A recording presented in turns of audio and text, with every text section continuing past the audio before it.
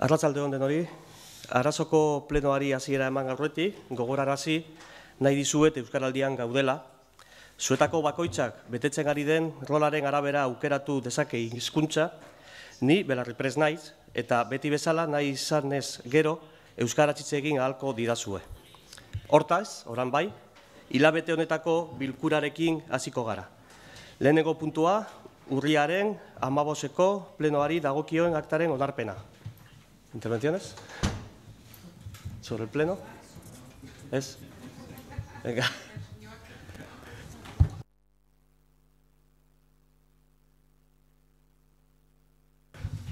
Bueno, si no hay intervenciones, votaríamos el... Bai.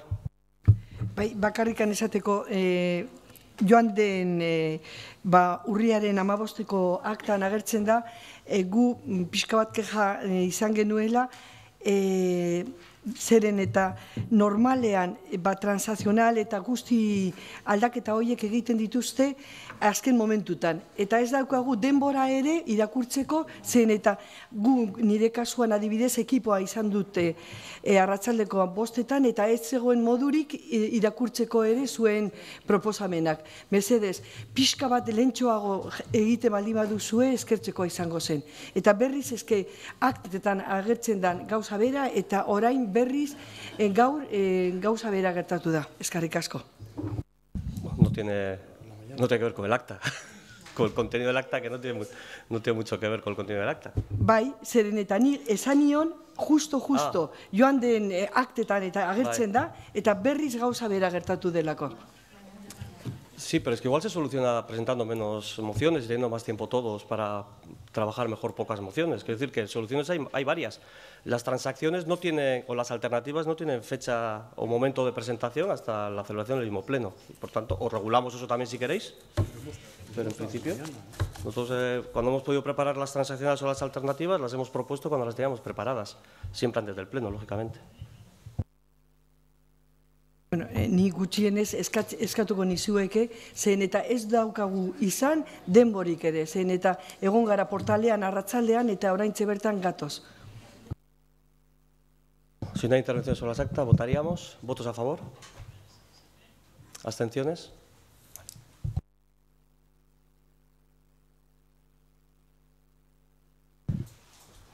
El segundo punto es la dación de cuentas de resoluciones de alcaldía. Tenéis pues el listado de todas las resoluciones, si simplemente se da cuenta de ellas, y en el caso de que alguien quiera más información sobre alguna de ellas, las podrá pedir. Creo que hay una relación del mes pasado, creo que se ha trasladado prácticamente todo, creo que falta alguna cosita, que falta algún informe, pero creo que se ha intentado trasladar todo entre pleno y pleno, y bueno, pues, salvo que no haya comentarios, sin más, dar cuenta de ello. El expediente adicional de los presupuestos municipales de 2018 de la Comisión de Trabajo de Cuentas, Hacienda y Patrimonio. Hay una propuesta de incremento de activos financieros, es el origen, es decir, remanente, 73.066,96, dirigidos a gastos de personal 61.819,15 y a transferencias corrientes 11.247,81. Básicamente, la partida de personal va destinada a consignar el 0,3% que estaba en el acuerdo que teníamos derivado de los presupuestos generales del Estado y también una jubilación anticipada que no estaba prevista de un policía municipal. Y las transferencias corrientes es un trabajo que ya desde alcaldía se pidió a la mancomunidad y el área de servicios ya tenía conocimiento de unas propuestas de mejora en el servicio de limpieza viaria que empezaron, creo que fue en octubre, y bueno, pues ya empieza a generar una serie de gastos que, bueno, pues mediante esta transferencia dotamos de presupuesto para poder pagar a la mancomunidad. ¿Intervenciones? Bai. Bueno, arratsaldeon. Oinguan be, zerikusirik ez daken gai batzuk nahastu dozu ez, edo uren artean, edo nahastu edo elkartu behar bada, personala eta mankomunidadia, eta langileri lotutako 4 puntu dauzenez eta 4 puntuekin bat gatozenez, puntu honetan aldeko botua emango dugu. Baina mankomunidadian inguruan, baina dugu komentau, esan dozu moduan, 11.500 euro badauz urrian, azaruan eta abenduan eindako lan garbiketa lan estrangaitzik ordaindu behar dalako, eta guk benetan pentsatzen dugu arazoa ez dala garbiketia. Guk uste dugu arazoa dala garbitzu eta 2 orduro berriro ibar zikina dauala, baina ez dugu pentsatzen arazoa garbiketa bera danik. Uste dugu eitzen dan garbiketia egokiza dala. Eta adibide bat jarriko dugu, zapatu gabetan edo parranda egunetan gune batzutan zikinkeriza asko pilatzen da, eta urrengo egunean, urrengo goizian bertati pasau, eta normalian leku hori txukuna egotia. Orduan, gu benetan pentsatzen dugu fokua edo begurenia beste nun baintzen jarri behar dela. Ez garbik eta berriro itxian, uste dugu, igual asunartzeko kontu bada. A ver, muy brevemente, estoy de acuerdo. Es decir, también es verdad que hay reuniones con la propia Policía Municipal porque creemos que por un lado, todo lo que sea mejorar la limpieza, bienvenido sea, pero también tenemos que intentar ensuciar menos. Y se ensucia menos con formación, con información, con medios, pero también con sanción. Y creemos, acabo de firmar se ha requisado 8 botes de spray a un chaval que estaba haciendo un graffiti, por ejemplo, ¿no? Quiero decir, pues también que esas medidas se están tomando y sin duda hay que buscar el equilibrio, ¿no? Entre la parte que tiene la ciudadanía también para colaborar, para que la ciudad sea más limpia, y la parte que tienen las administraciones también para limpiar lo que no está tan limpio, ¿no? Y ese equilibrio que hay que buscar. Baina horretan inbertidu behar da, aldaketa hori emoteko herritarren artean, bestela ez da emongo. Bai. Arratsaldeon. Bueno, nire parte hartzera, hori, transferentzia arruntetan, hori garbiketan zelan, oinarritzean nahi dut, ezta? A ber, Eibar garbiagoa nahi dugu. Gehiago egin daiteke Eibar garbi egoteko. Eta ez da gaurko kontua, behin eta berriro esan dugu olako kontua. Martxoan plenuan izan dako eztabaida alaz esan gendun. Eta berriro ere diogu gaur. Eibar garbiago egon daiteke. Martxoan esan genuen garbitasuna dela hiri baten aurkezpen gutuna. Eta gauza batzuetarako primerako herri bat izan nahi badegu, garbitasuna primerakoa izan beharko da. Eta baten batek, pentsako zuen, ogasun batzordean azaldu zanean olako 11.000 euro eta hori, nik harrituta geratu nintzen, ez da ez nek izan zergatik etortzen zen olako gaia. Eta gero zin nintzen pentsatzen, agian olako neurri sartu dabe presio sozialen gaitxik, EAJaren insistentzian gaitxik, edo agian igual hauteskundea hor gertu dauzelako, izan lehik ez da. Eta deno dakigu hauteskundea gertu dauzenian zer gertatzen dauen. Bapatian iria garbi eta garbi azaltzen da gure kale guztiak ez da. Eta hori da jendeak pentsatzen duen alkatiak. Eta gero esan eban eta gero zelan, ogasun batzordean pasau zanean olako gaia, nik esan nizuen azkenian konturatu sariela Eibar zikina dagoela.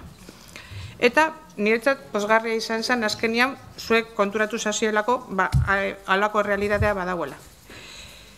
Eta oin esan dezuten zibismo eta olako gauzak eta hori, behitu, herritaren jarrera ere aipatu nahi nuke.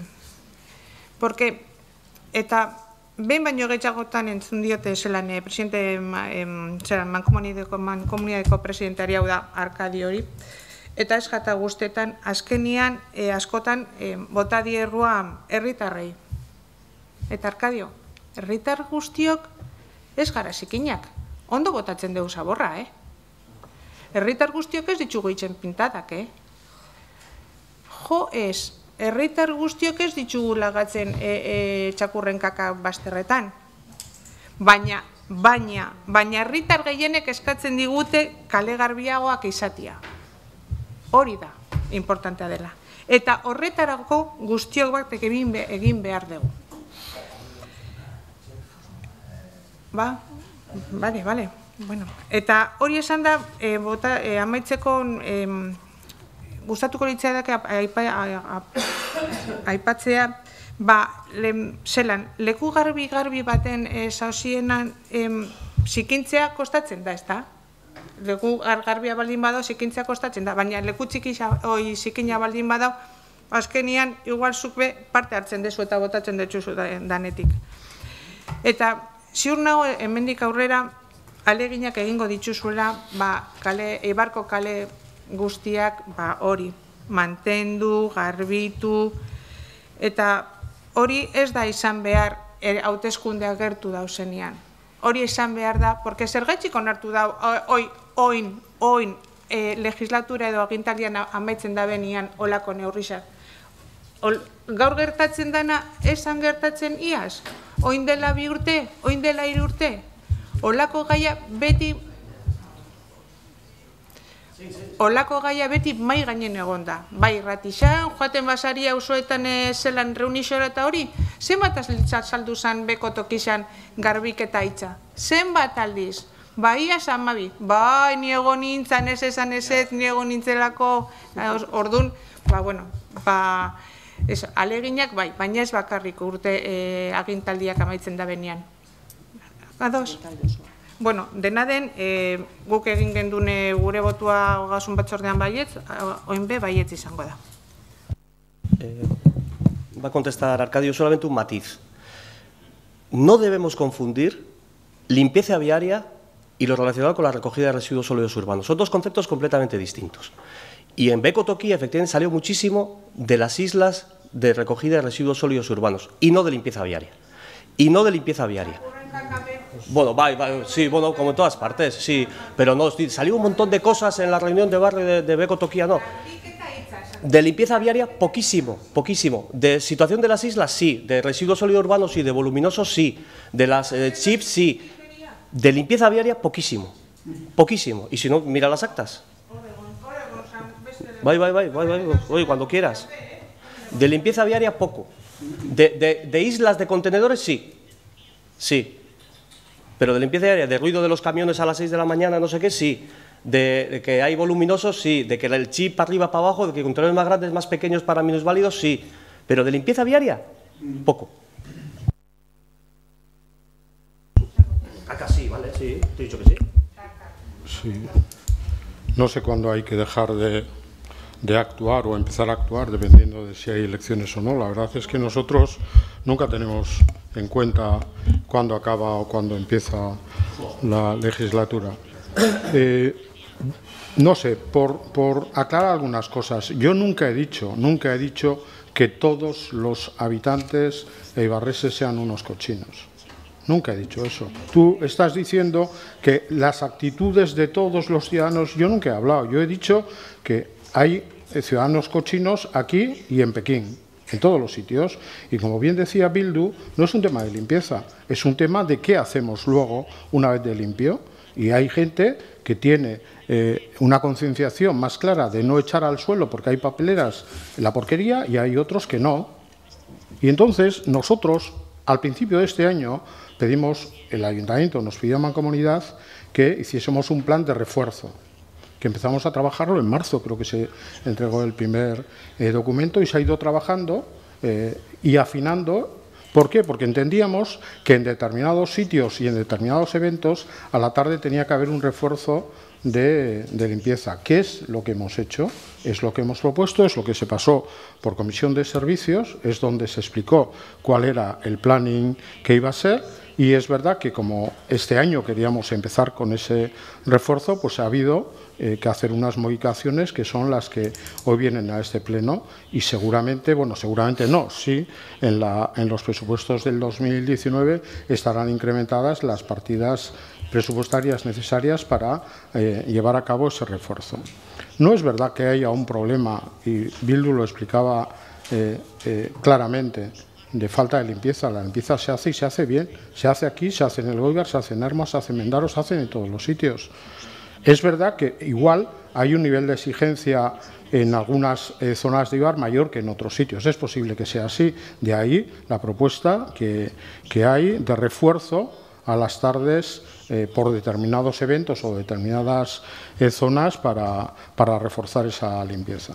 Se ha hecho un estudio, se ha empezado, se va a empezar a aplicar ahora y se terminará de reforzar en el 2019.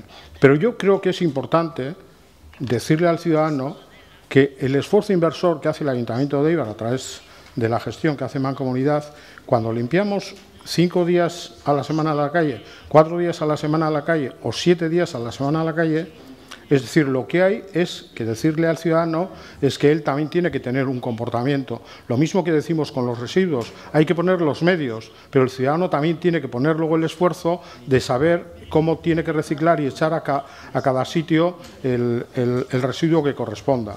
No puede hacer una amalgama y echar las botellas en el biorresiduo ni el cartón en el plástico. Hay gente que lo hace, pero eso es lo que no se debe hacer. Y cuando eso se hace, lo que hay que llamarle es la atención al ciudadano de que no está haciendo bien lo que él tiene que hacer. O sea, no vale excusarle. Pero es verdad que no hay que meter a todo el ciudadano en el mismo saco, porque hay ciudadanos que tienen un comportamiento exquisito. Y a esos hay que reconocérselo. Pero al cochino hay que decirle que es un cochino.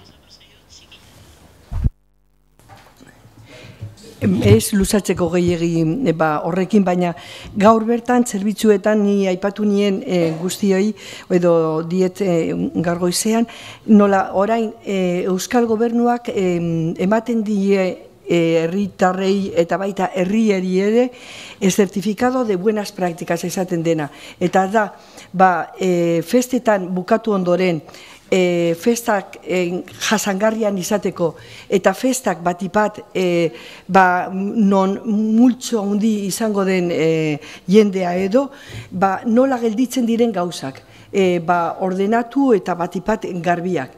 Ez mankomunitatea pasatu behar delako, baizik eta bakoitzaren bere beharra egiteko.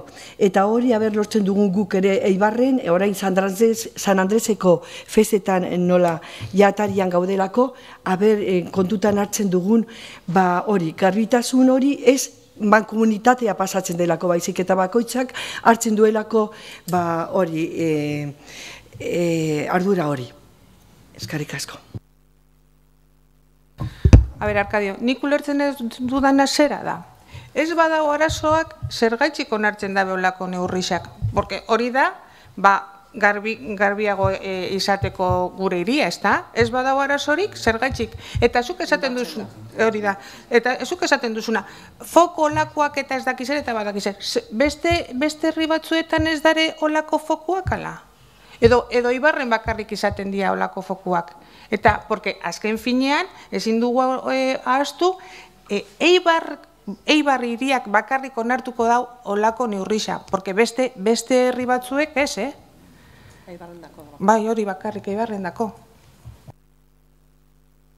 Sí, solamente para Eibar. Los demás han entendido que no, pero no es porque estén más sucios o más limpios, porque la gestión se hace exactamente la misma en uno que en otro.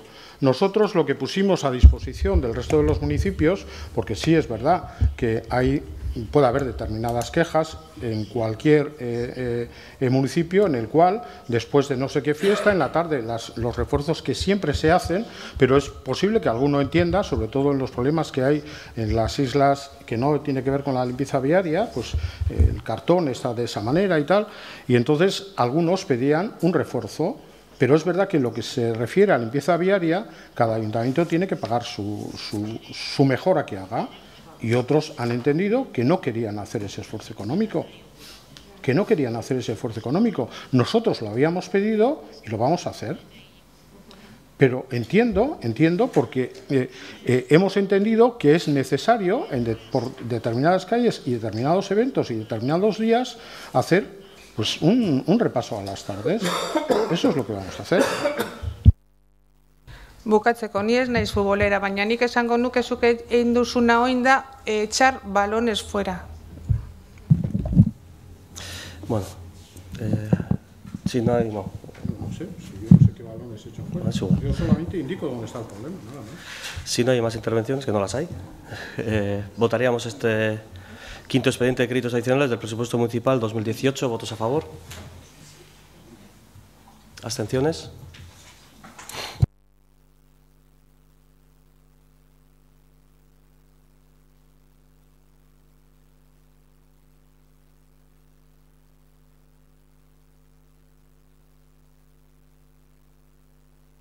pasaremos al siguiente punto del día, que es la cesión gratuita del bien inmueble situado en Pagay 5 Bajo a la Cruz Roja de Guipúzcoa.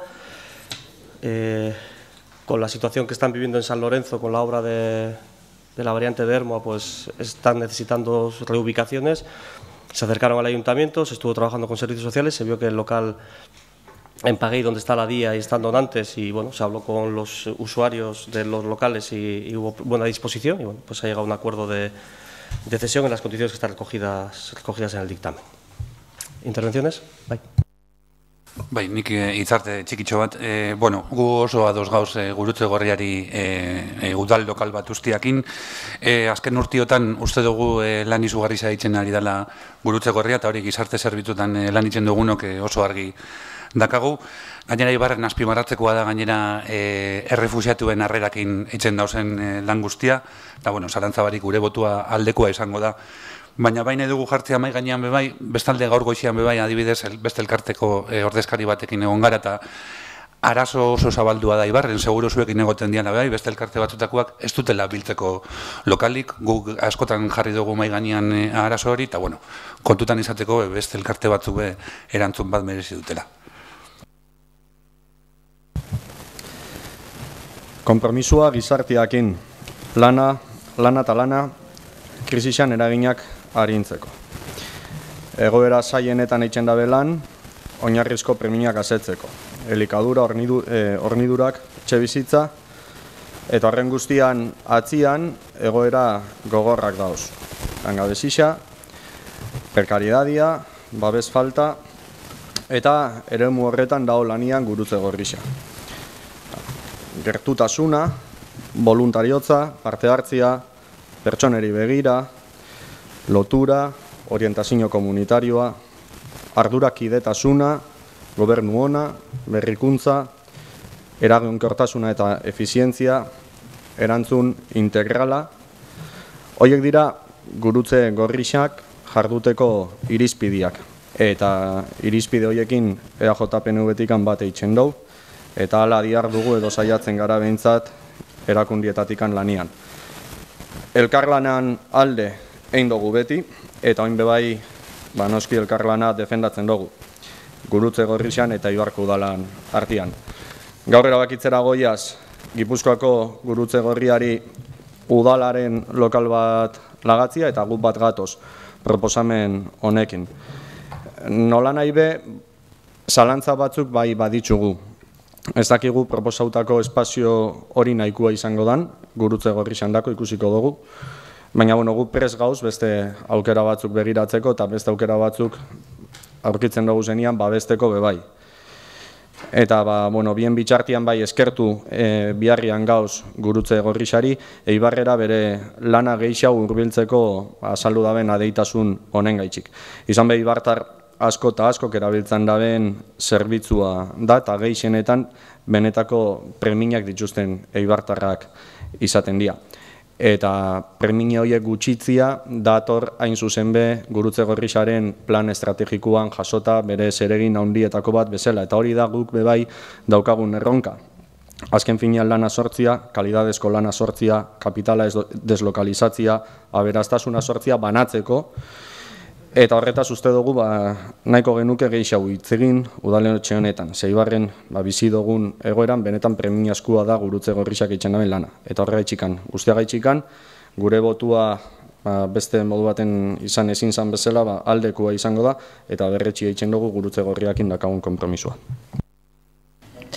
Ni ere ados nago, alokairu ez sesio horrekin, baina jakin nahi nuen, haiek badakite 6 hilabete horietan eraginkorra egin behar dutela lokalak, haiek ere onartzen dute 6 hilabete horietan prez egongo lirateke pasatzera eta mudanza hori egitera.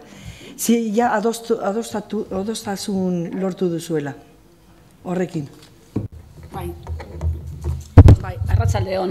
Beraiek badakite lokal horiek hor dauzela, dauz prestatzen gauzak, baina gero baita ere antolatu beharko dute bere gauzak, igual batzuk ekartzen dute ona, beste batzuk ez, beraiek bebai ez dute esan lehen aldeitik dana ekarriko dutela hasieran, igual poliki ingo dute.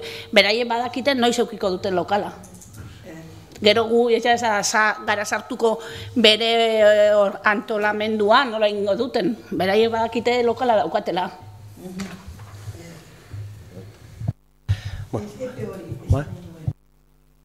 Beraiek badakite gauzela dana prestatzen eta hor da hola. Eta gaur bilkura honetatik pasatzen dezen gaia baizela. Pasaríamos a votar este punto del orden del día sobre la cesión del local a la Cruz Roja. ¿Votos a favor?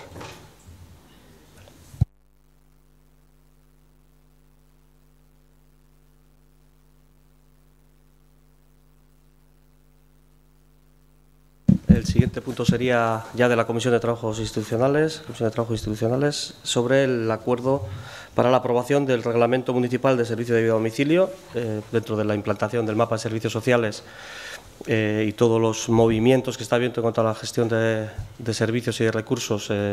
Estaba el aprobar este documento y lo traemos ya a pleno para su aprobación inicial. Creo que se ha tramitado ya a través de servicios sociales y bueno, creo que está bastante avanzado ya el documento. Intervenciones.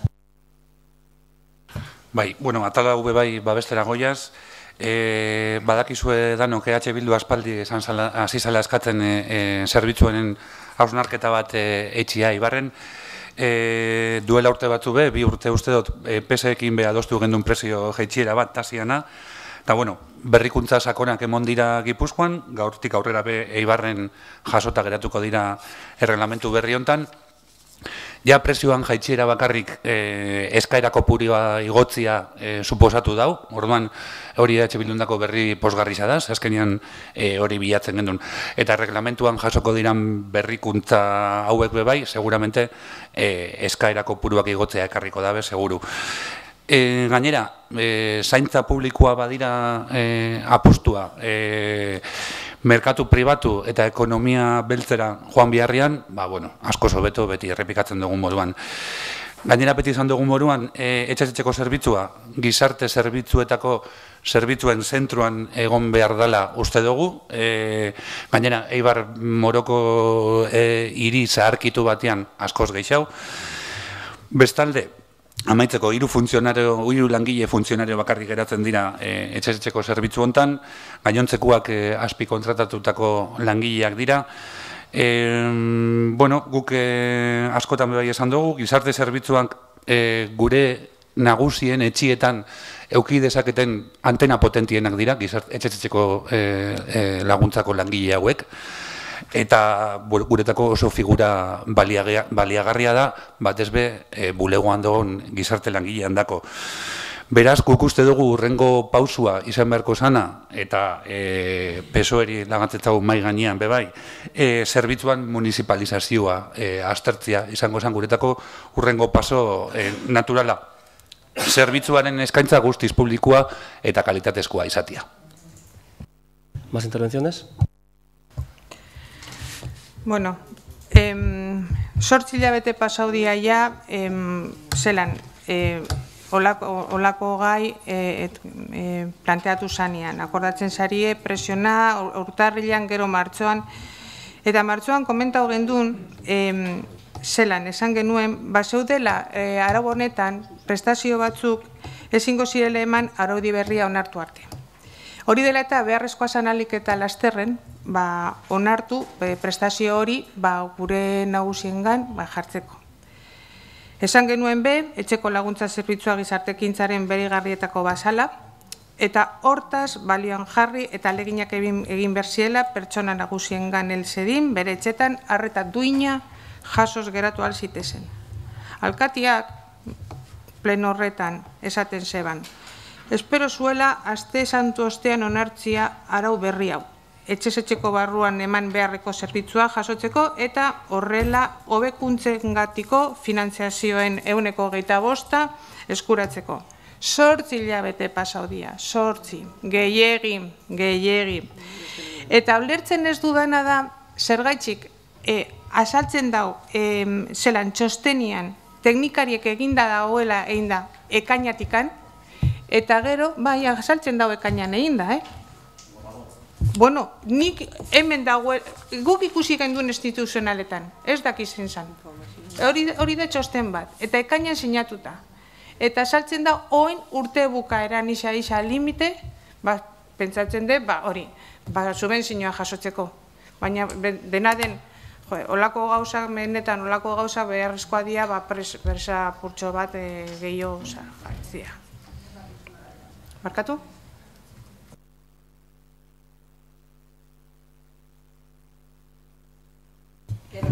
Ni ados nagoela, ja hasiera batetik ikusi nuen eta gainera landu egin dugu proposamen horiek, baina ni ere ados nago Bilduk esandakoarekin ahalik eta gehien municipalizatzen ditugun zerbitzuak askoz ere hobeto guztientzat. Askoz ere, ez kontrola egiteko, baizik eta askoz ere hemengoa eta gauzak errezak eta ekonomiko aldetik ere merkeagoak suertatuko dira.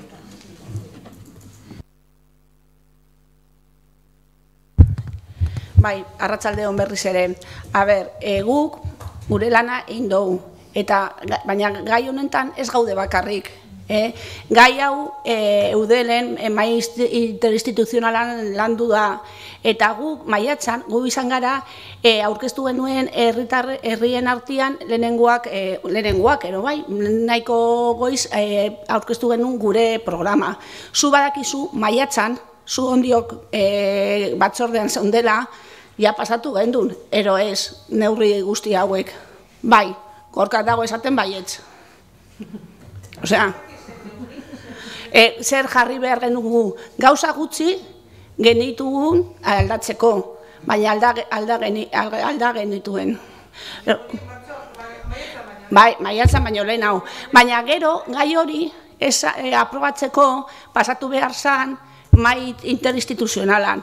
Egin behar zan, zizen estudizioa maparena egin behar zan, eta diputazioarekin, eta diputazioan EAJ-ko diputatu bat dago, baina ez da denon gauza, ez diot berari errua botatzen, baina taldea askoz ere handiagoa denean, dana ateratzeko, askoz ere zailagoa da. Aurkeztu behar genien beraien baimena izan, gustukoa izatea denona, eta orain aurkeztu. Mahai interinstituzionala eduki dugu, orain dela aste bat. Aste bat 10 egun, azkenengoa. Osea, azkenean, instituzio bi eta udaletxe asko zenean, gauza pizkatere motelago doiaz, baina ez da gure errua bakarrik izan. Eta eskerra... Nora, zer eukidogun. Baina guk gauza asko egiten genuen, guk gure harrera ematen gendun urte osoan, zian. Lo que pasa que lehen geneukagun arazua, Gorkak esan duen bezala, herritarrentzat esan zerbitzua zona zan presioa. Kalean askoz ere merkeagoa zelako.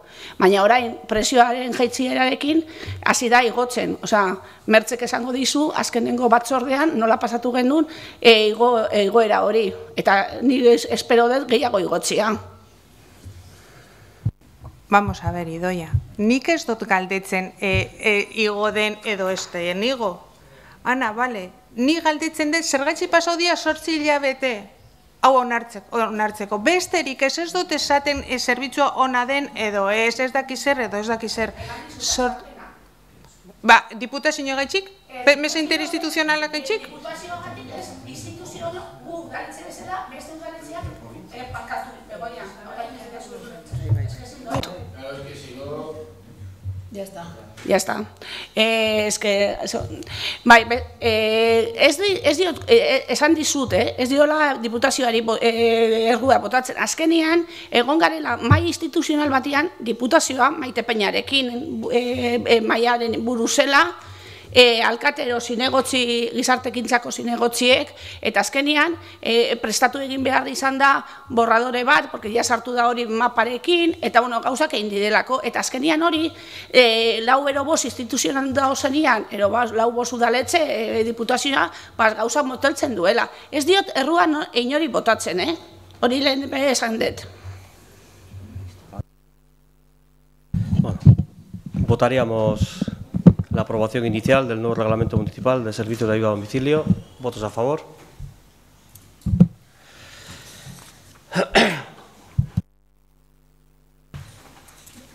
El siguiente punto, también de la misma comisión, sería la personación en el recurso contencioso administrativo 580-2018, interpuesto por las Madres Concepcionistas Franciscanas del Monasterio de Jesús María y José de Cristobaldegui.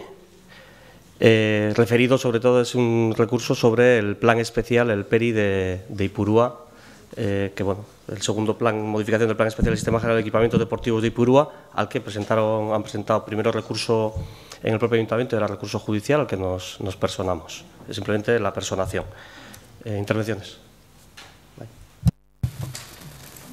Bai, hemen aipatzen da udal bilkuraren akordio bat uztailaren 24koa, eta hau eztabaidatu zanean hain zuzen be guk eskatu gendun kanpotasazio bat eitxia. Ez dakigu proposamen hori jaso dan, edo ez, jaso esan nahi du, jaso eta erantzuna emon, edo erantzuna emoteko asmoa da hon, horren berririk behintzatu udaletxe barruan ez dugu duki.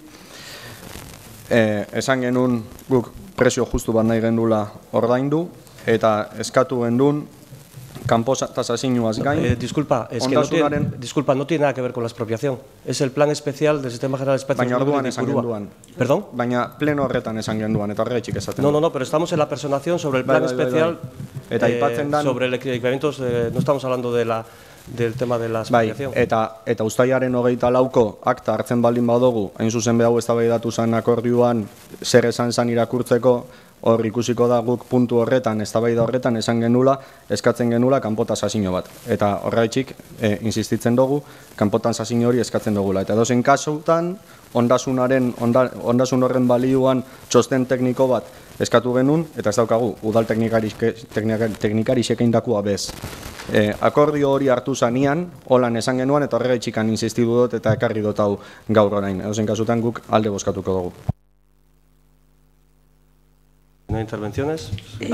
Nik ez dut ulertzen zergatik botazio egin behar dugu horren gaina zen eta da legezko asuntua da. Guk ezin dugu esan epaimai horri esan gu ez gara aurkeztuko. Osa, ezin da. Puede decidir el Pleno que no se persona. Se allanas, no se persona, pero bueno, entendemos que tenemos que personarnos para defender los intereses municipales, porque es un acto administrativo nuestro, la modificación del plan especial, y por tanto yo entiendo que también, pero el procedimiento exige aprobación de pleno, ¿no?, para la personación en procedimientos judiciales. Beharrezkoa da, ez da hori. Exige la normativa. Es que niretzat oso arraro da. Hori bozkatzea, baina, bueno. Hay que votar. Bueno, si no hay más intervenciones, votaríamos la personación en el recurso sobre el plan especial del Sistema General de Equipamientos Deportivos de Ipurúa. ¿Votos a favor?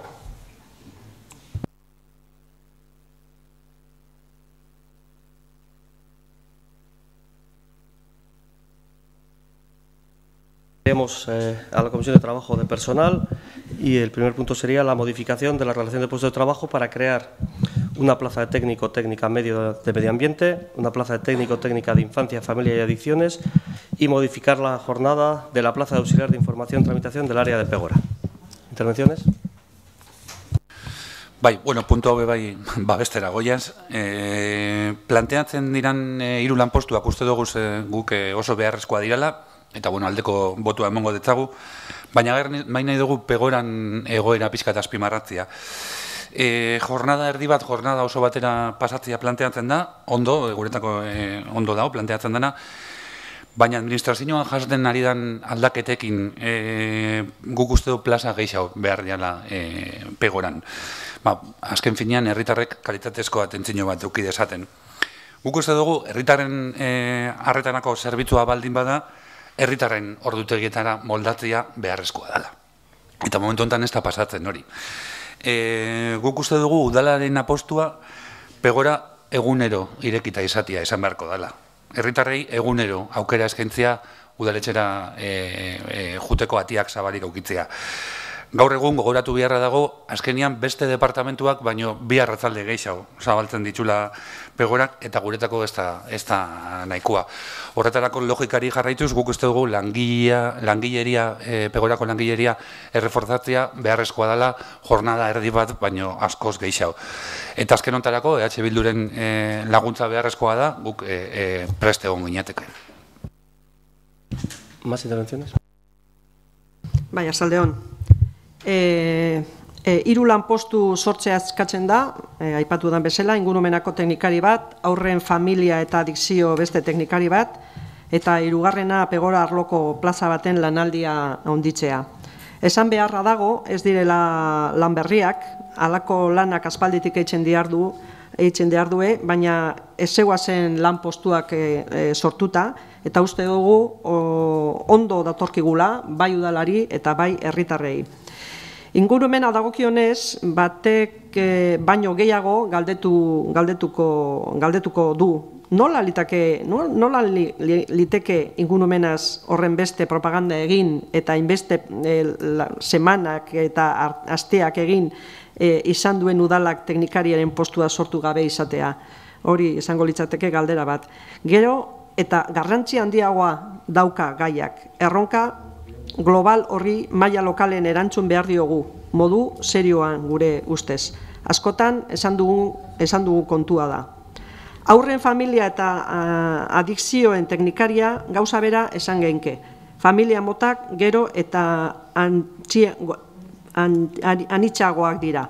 Hainbeste arazo ikusten dugu astero, zenbait familietan interbentzio laguntza eitzen dugu, adikzioen eremuan programa onartu genituen, gogoratu gendun, gero eta adikzio mota gehiago daudela kontuan hartzeko eta lantzeko.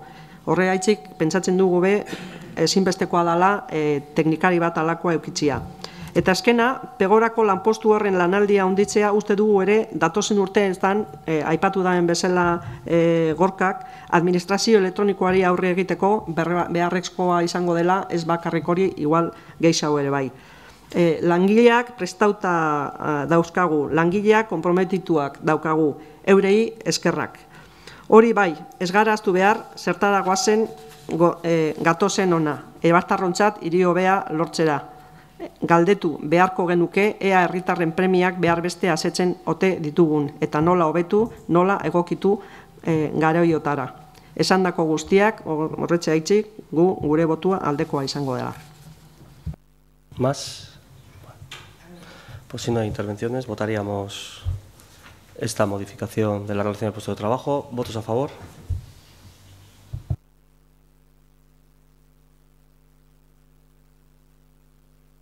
El siguiente punto también de la misma comisión sería una modificación del artículo 62 del UDALITZ, del Convenio Regulador de las Condiciones de Trabajo del Personal, referido a permisos no retribuidos por asuntos propios. Creo que todos conocéis el contexto en el que ha sucedido todo esto. Y bueno, procederíamos a modificar ese artículo para intentar dar respuesta a una realidad que nos hemos encontrado. ¿Intervenciones? Bai, bakarrik, erakunde publiko batek ondo funtzionatzeko artikulu honen aldaketak berak dio zergaitik eta zertarako aldatzen dan. Gobernuz kanposko erakunde batekin lana egin behar baduzu beste herrialde batean epeak luzatu leikez 9 hilabete, aipatu damena alkatia. Lehen esan dugu, langile prestauta dauzkagula, langile konprometituak, erakunde publiko batentzako ohore da langile horrelako ekimenetan parte hartzea. Beraz, Oiana Irazuri eskertu egin nahi dezagu eta zoriondu bebai ausartu dalako alako lan bat etxetik kanpo itzeko. Benetan, zorionak eta ekin lanari. Gure botua noski aldekoa izango da. ¿Más? Bueno, si no las hay, votaríamos esta modificación de este artículo. ¿Votos a favor?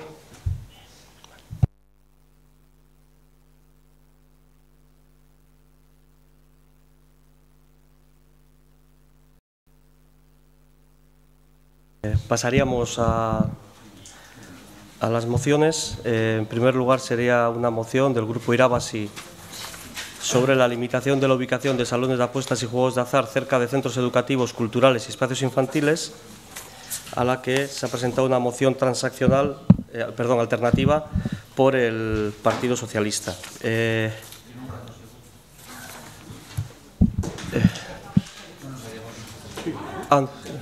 ¿No ha llegado la alternativa? Sí, os he pasado. No. Sí. Sí, no sé, bueno. ¿Se ha pasado la moción alternativa? ¿No la tenéis? Gauza bat, bakarrik gauza bat. Esatiarren zehozer, ia ze iruditzen zaizue, ez dakit Maria Jeribe bai. Zelan, zuek aipatzen dozue resoluzio bat egon dela Eusko Jaurlaritzan, ero parlamentuan. Bueno, zelan ez dugu ezautzen, resoluzio hori, ba igual, aztertu ero ikusi resoluzio hori, eta datorren hilean prestau mozio bat, ez dakiten onartian, eta onartu den onartian. Ia posible dan, ez dakitze, Nik, desde luego, resoluzio hau parlamentokoa ez dut ezautzen. Egia da, zuek esaten dozuna, bueno, uste dugu horrela izango dela, baina...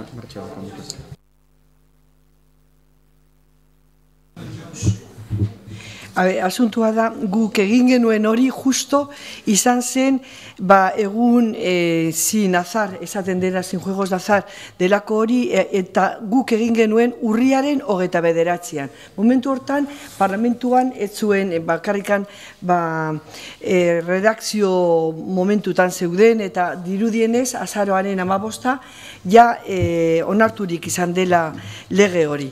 Baina nik irakurri dut zuena, zuek proposatutako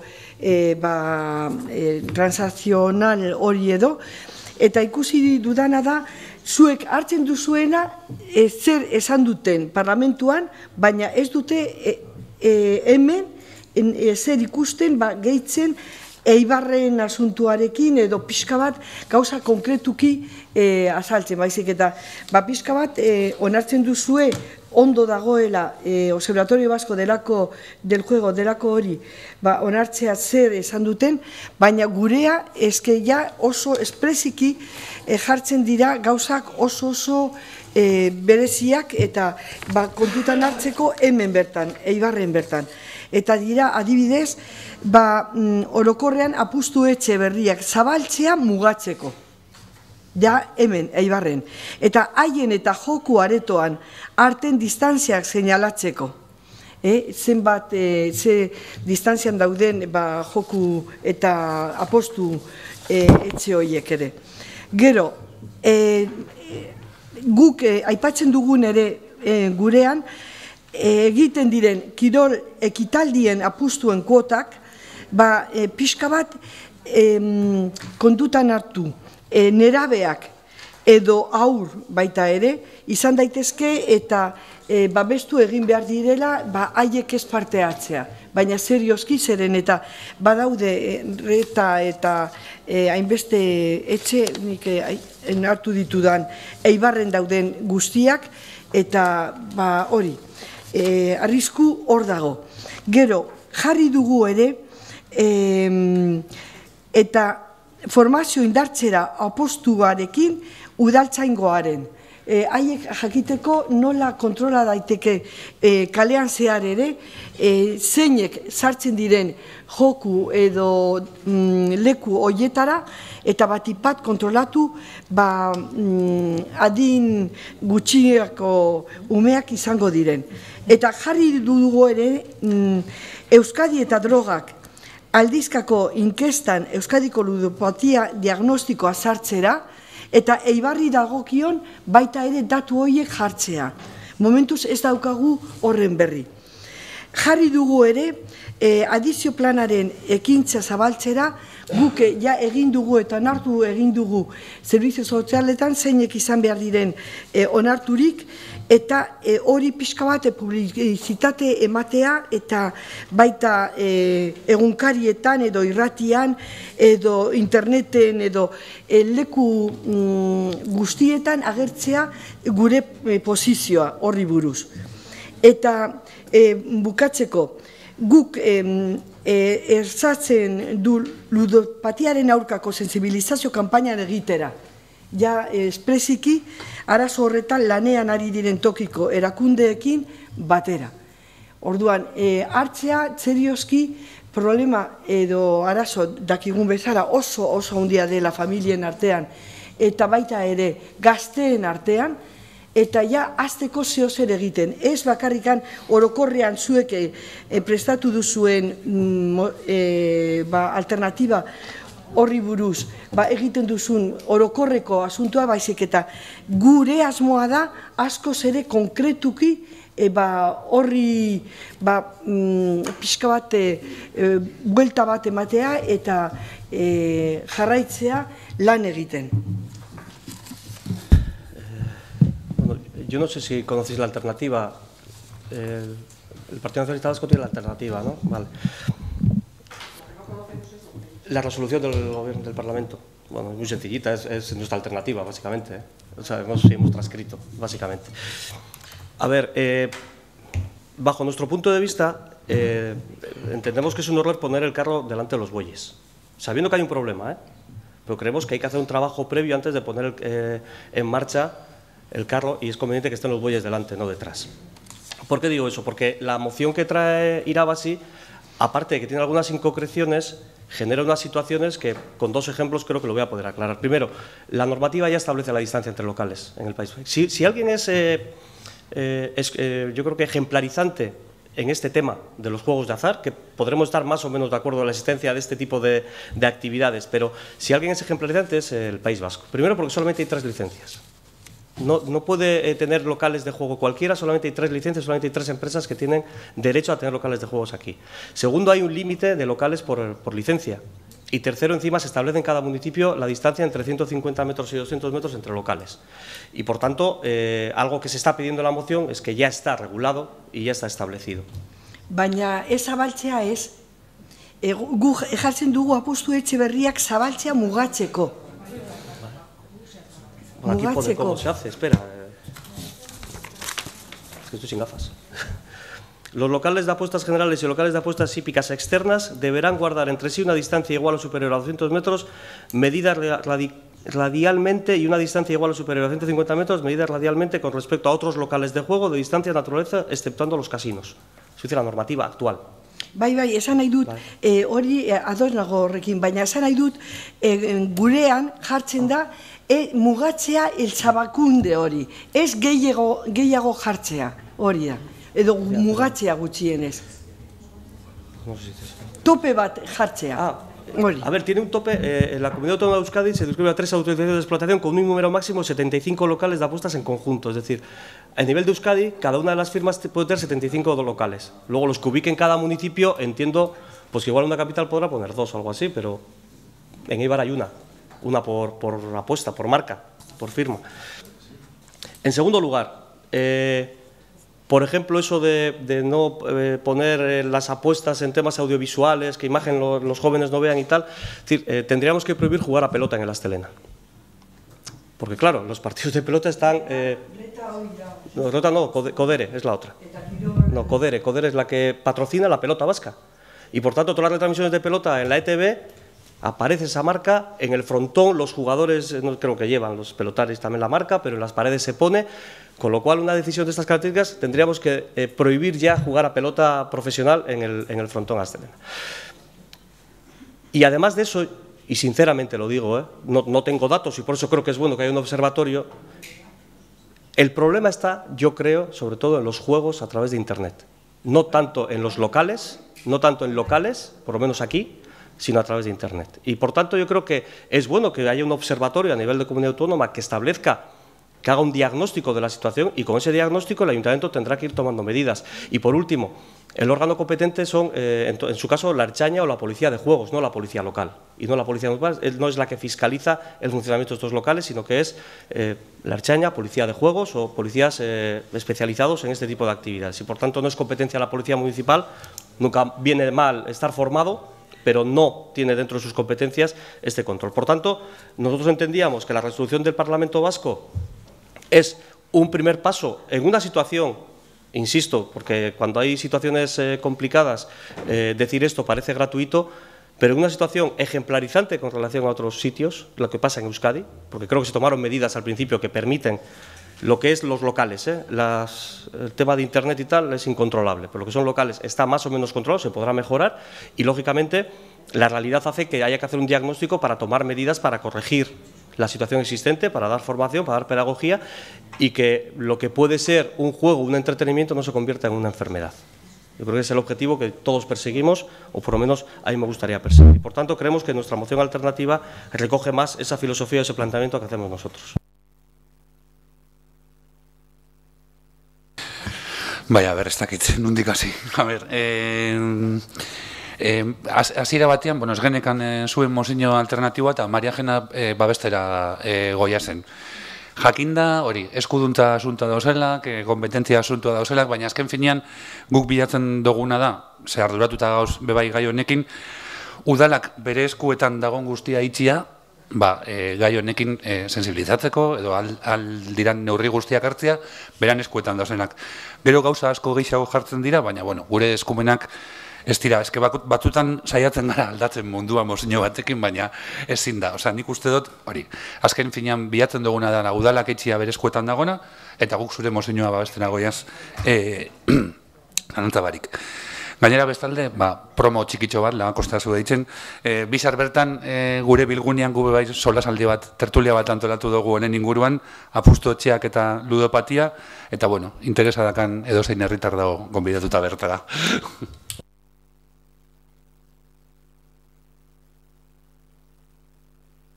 Maria Jeri, eskatu gogoen non bakarrek, ia posible izango litzateke puntoska boskatu. Puntoska boskatu zure proposamena, ero irabaziren proposamena. Orduan, onartzen badozu, boskatuko genuke, aztenidu igo gineke, lehengo, bigarren, hirugarren eta bosgarren puntuan, eta laugarren eta seigarrena babestu ingo genuke. Baina onartzen badozu horrela, bestela aztu nidu ingo gara.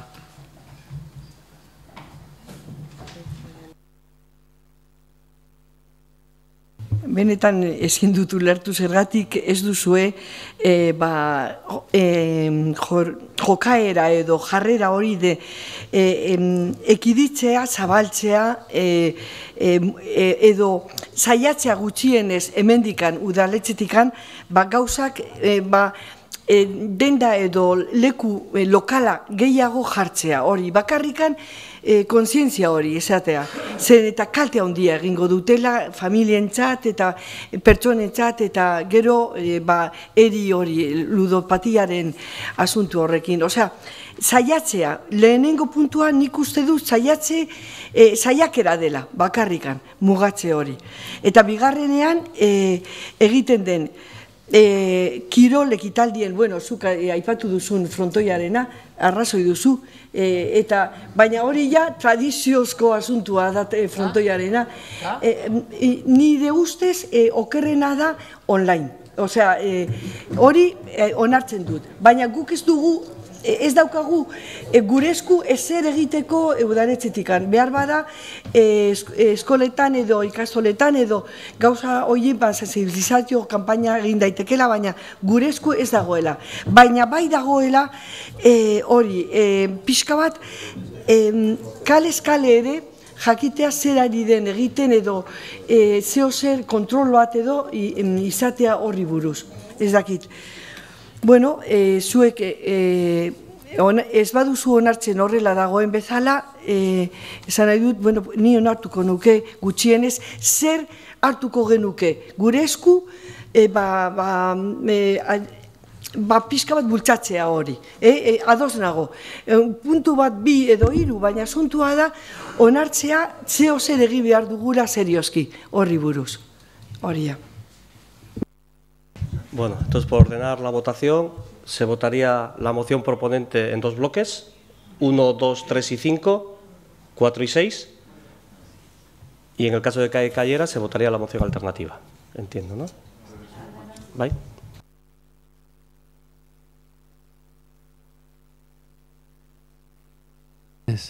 Lehenengo eta behin, gai zerrendan dagoen mozioa bozkatu behar da, eta gero zure mozioaren premia bozkatu behar da. Bai. Bueno, pues...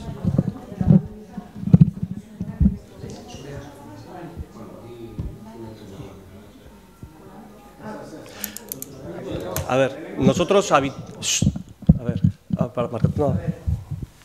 Lehenengo eta behin zure mozioa bozkatu behar da. Eta gero, zuek nahi duzuen puntuz puntu edo zuek nahi duzuen moduan. Eta gero... Alternatiba. Alternatiba, pero lehenengo eta behin premia boskatu behar da. Eta gero mozioa bera boskatu. Orduan, puntuz puntu egiten baldin badugu, lehenengo mozioia izango zen, ¿está? Vale, va. Luego se votaría la urgencia para poder votar la alternativa. Vale. Bueno, pues votaríamos la moción presentada por Irabasi. Primero el bloque, los puntos 1, 2, 3 y 5. ¿Votos a favor? ¿En contra? ¿Abstenciones? Perdón. Vale. Y ahora votaríamos los puntos 4 y 6. ¿Votos a favor? ¿En contra? No, 11, no, 10. Amar. Se votaría por segunda ocasión. ¿Votos a favor de los puntos 4 y 6? ¿En contra? Y supongo que el voto de calidad del alcalde decae, ¿no? Vale, y ahora votaríamos la urgencia de la moción alternativa. ¿Votos a favor de la urgencia? ¿En contra? Y ahora votaríamos, si voy rápido, Juancho, me paras, ¿eh? Vale. Votaríamos la moción alternativa. ¿Votos a favor? ¿En contra? ¿Abstenciones?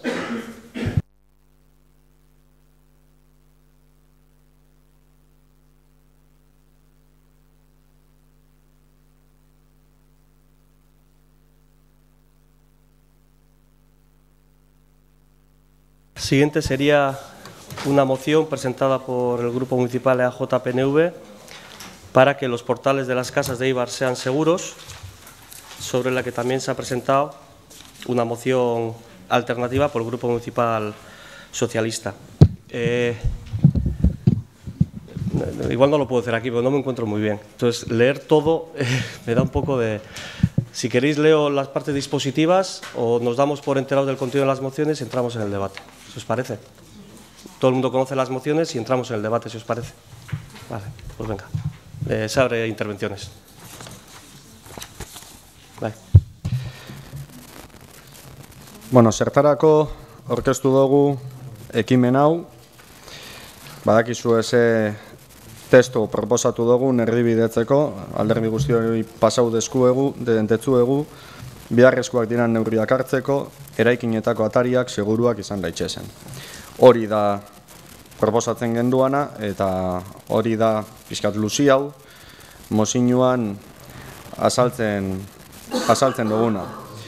Azken batian, Eibarren badaoz etxiak azkenen urtietan eindakuak atariko sarrera bai, baina gero atarixa begibiztatikan kanpo daozenak eta arrisku egoerak ekartzen ditzuenak. Kezka bat da, gure taldiak behintzat kezka hori badauka eta kalian bebai badao, kezka bat segurtasunan inguruan. Kezka hori area handixagoa da emakume askorendako zoritxarrez bizi dugun gizartean gaitxikan. Eta badakigu neurri guztiak ezin leikezela jarri segurtasunan planotik. Baina uste dugu hor bebai zereginak baditxugula. Oindala bi agintaldi udalontan egin zan lan bat nahiko sakona, berdintasun saietik, orduan Eba Juez gure taldekidia zan arduradun politikoa, eta ez dakit ondo entzuten didan itzultzaileak, uste dute? Mobitzera noia, hobeto orain? Vale. Arduradun politiko eba zan, baina arduradun teknikuek be sakon egin zeben lan, eitzeko iridebekatuaren mapa. Eta iridebekatuaren mapa horretan detektatzen zian ez bakarrikan gune konkretuak, baizik eta herri guztiari eragiten zioten zenbait irizpide gertatzen ari zianak hirigintza arloari lotutakoak. Eta kezka horri helduta, ze mapa hartan planteatzen zian gauza askok antzera jarraitzen dabe zoritxarrez gaur egun ez dugulako jardun bihar genuen premia guztiakin, arazo honek jarraitzen dau egoten. Eta guk nahi duguna da peorak seguruak izatia eta peorak ez izatia leku bat arriskutsua nahi ez ditugun gauzak gertatzeko. Eta hori da planteatzen duguna, ez besterik. Eta gisa esan, nahiko harridura hundixaz hartu dugu beste proposamen bat egotia mozio honetan, eta ez egotia erdibideko bat. Gisa esan nahiko harrigarri zen jakuz, uste genuen danon guztoko proposamen bat izango zala, eta sorpresia hartu dugu. Más intervenciones? Bai. Lehenengo galdera badau originala, gero alternatibo bat, eta gero zuek beste erdibideko bat proposatu dozu, ez dakit azkenian, ez, originala eta alternatiboa da, hori argitzu nahi neban. Lehenengo eta behin esango dut, azkenengo isa pleno guztietan esan duguna. Ez gatoz bat, etorriko dan plan general berriza mozinuekin baldintzatziakin edo ez gatoz bat horrekin. Baina hori esan dugu azkenengo pleno guztietan eta berriro esango dugu. Uste dugu prozesua, hori plan general berriza eitzeko prozesua, irekiza eta gardena izan behar dela eta parte hartzian oinarritzu behar dela. Eta uste dugu aldi berian, Eibarko mugimendu feminista badala nahikoa mugimendu enpoderatu eta askia, eta espero dugu bertan parte hartzia eta bere ekarpenak eitzia. Uste dugu guztion esku egongo dela ganorazko prozesu bat eitzia, eta espero dugu esan duten moduan, eta berriro azpimarratuko dut, eragile feministek bertan ingo da bela ekarpena. Eta ez jakun guztauko beste inork ez eitzia berba euren izenian. Eta bestela badakau zerigintzako eta berdintasun saileko teknikarisak gure ustez nahikoa prestauta dauzenak hartu beharreko neurrisak hartzeko. Eta gero mozioari dagokizunez, guk, arazo bat baino gehiago topaudetza, baina bada alde batetik proposatzen da bela udal ordenantza bat sortzia edo plan generalan aldaketa bat eitzia, baina aldi berian neurri zehatzak proposatzen ditu. Orduan izalik, mozio bat proposatzia udal ordenantza bat eitzeko, eta ikusiko dugu zelakoa izango da udal ordenantza, baina ja mozioan bertan neurrizak proposatzen dira. Eta eramaien batzordean komentau zebenez, teknikarisek esan da neurri horietako batzuk ezin dira hartu, eta besteren batzuk aksesibilidade edo irigarriztasun legiak hartzen ditu. Gaina uste dugu dagoela arazo bat, eta da arazoa sistematikoa da, eta sisteman errotuta dago arazo bat, eta uste dugu honek partxea ingo leukela arazo hori. Arazo hori presente euki behar dugu, eitzen ditugun politika guztietan, presente euki behar dugu plan general berriza eitzen dugunean, bagabiz ardibidez aurrekontu parte hartzaiekin uste dugulako transversala dela, transversala izan behar da leku guztietan. Baina batez bet, gu dakagun kezka da, hasieran esan dutena. Gabizela plenotik plenora bozkatzen mozioak plan general berriza baldintzatu aldamenak, eta horrekin ez gatoz bat. Mas? Ni gutxienez momentuz itxoingo nuke hori. Baina errebizio hori, azten garen ahalik eta lasterren zeren, eta beti ari gara esaten, errebizio datorren urtean, errebizio, baina inoiz ez aipatzen, noiz hasiko garen ja seriozki horrekin? Nosotros con la moción alternativa lo que hemos querido es contextualizar una realidad y una preocupación que creo que nos ocupa y nos preocupa a todos, ¿no? Y que en este caso concreto, cuando hablamos de portales, de manera extensiva estamos hablando del urbanismo desde la perspectiva de género, ¿no? Y por tanto hemos querido recordar que desde el área de igualdad, Eva, ¿tú estuviste qué años? Bueno, desde el 12. Desde el 2010 son los datos que tengo yo. Desde el 2010 son los datos que tengo que se lleva trabajando el tema del urbanismo desde la perspectiva de género, ¿no? Y por tanto queríamos que eso también se ponga en valor, porque entendíamos que tenemos que tener una visión más general y además una visión más general, pero sin condicionantes. Sí que con principios, pero sin condicionantes. Y entendemos que tanto el servicio de igualdad, lo que supone el servicio de igualdad, porque no estamos hablando del área de igualdad del ayuntamiento, sino que estamos hablando de todo lo que compone ese área, con todas las asociaciones feministas que hay en la ciudad, con todos los colectivos que participan en ese área, más el área de urbanismo, son los que realmente tienen que tener el protagonismo en el urbanismo desde la perspectiva de género, y que se hará cuando toque, que es con la revisión del planeamiento urbanístico, que esperamos que el año que viene ya se empiece con el avance, ¿no? Y por tanto, sin poner ningún tipo de condicionantes y poner con cuestiones que ya se recogen en la moción anterior, entendíamos que bajo esos principios, que sí que creo que el Ayuntamiento los tiene que poner sobre la mesa, deben trabajar con libertad. Es decir, si nosotros decimos desde ya, desde el Pleno, que los portales tienen que tener no sé qué visibilidad, estás coartando la posibilidad que en un debate de las áreas de urbanismo, de los colectivos, etcétera, que puedan participar en las reflexiones sobre, por ejemplo, los portales, puedan aportar cuestiones distintas. Cerrarías la posibilidad ya de debatir ese tema. No, los portales tienen que tener un 75%, no puede ser un 80%, no tienes un 75%. Entonces, entendiendo que a todos nos preocupa el urbanismo desde la perspectiva de género, nosotros hemos querido, por un lado, reconocer que eso ya se está trabajando, que se lleva más de 8 años con esa preocupación y que se han tomado iniciativas, se han tomado decisiones, se ha ido mejorando poco a poco la ciudad, y que cuando toque la revisión de la disciplina urbanística, en este caso desde el punto de vista de la perspectiva de género, que ya se trabajará, que ya se hará a quien corresponda, a quien esté en aquel momento. Es decir, hay un cambio de composición municipal en mayo. Es decir, no vamos a condicionar nosotros ya a los que entren cuestiones que en principio tienen que tener una cierta libertad en su planteamiento, ¿no? Y por tanto, nosotros de manera, creo que recogiendo el testigo de la preocupación, que creo que nos suma a todos, entendemos que nuestra moción alternativa es más completa desde el punto de vista de principios y coarta menos la posibilidad de trabajar sobre ello. Me parece alucinante algunas de las cosas que estoy oyendo. Osa, zelan esan leike parte hartzia koartetzen dala, proposatzia gaitxikan segurtasun neurri batzuk. Eske benetan flipatzen nau. Guk planteatu dugu neurri batzuk. Esan dugu gainera, prest gehuazela akordiotikan kanpo usteko neurri zehatzak. Baina guk ez dugu esan atiek 175 euki behar dabela gardena. Guk proposatu dugu gutxienez izatia hori. Ez dago ingun garazorikan geixau izatia, baina zesan nahi dozu, emakume batek esango digula gaizki daola proposatzen ditugun gauzakala. Hori ari zara esaten? Ze pasatzen da, hauteskundia datozelako maiatzean ezin doguz neurri sakartu peorak seguru hauak izateko? Hori ari gara esaten?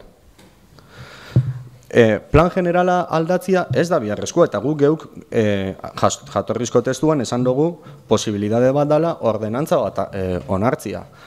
Neurri hauek badakizun hundikan daozen hartuta, ezagunak engo jatzue Enrique Ramos eta Duñike Agirrezabalaga, ze ekimena eurek aurkeztu zuten Donostian ordenantza baten bidez. Eta guri iruditzen jaku ekimen ona dala. Eta horregaitxikan ekarri dugu. Benetan harrigarri xaitzen jata entzundako gauza batzuk. Osea, maiatzer arte, datorren agintaldir arte, ezin doguz neurri sakartu, peorak seguru hauak izateko. Eta guk, ez baldin bada emakumeen elkartien parte hartzean bitxartez, ezin doguz neurri sakartu, peorak seguru hauak izateko.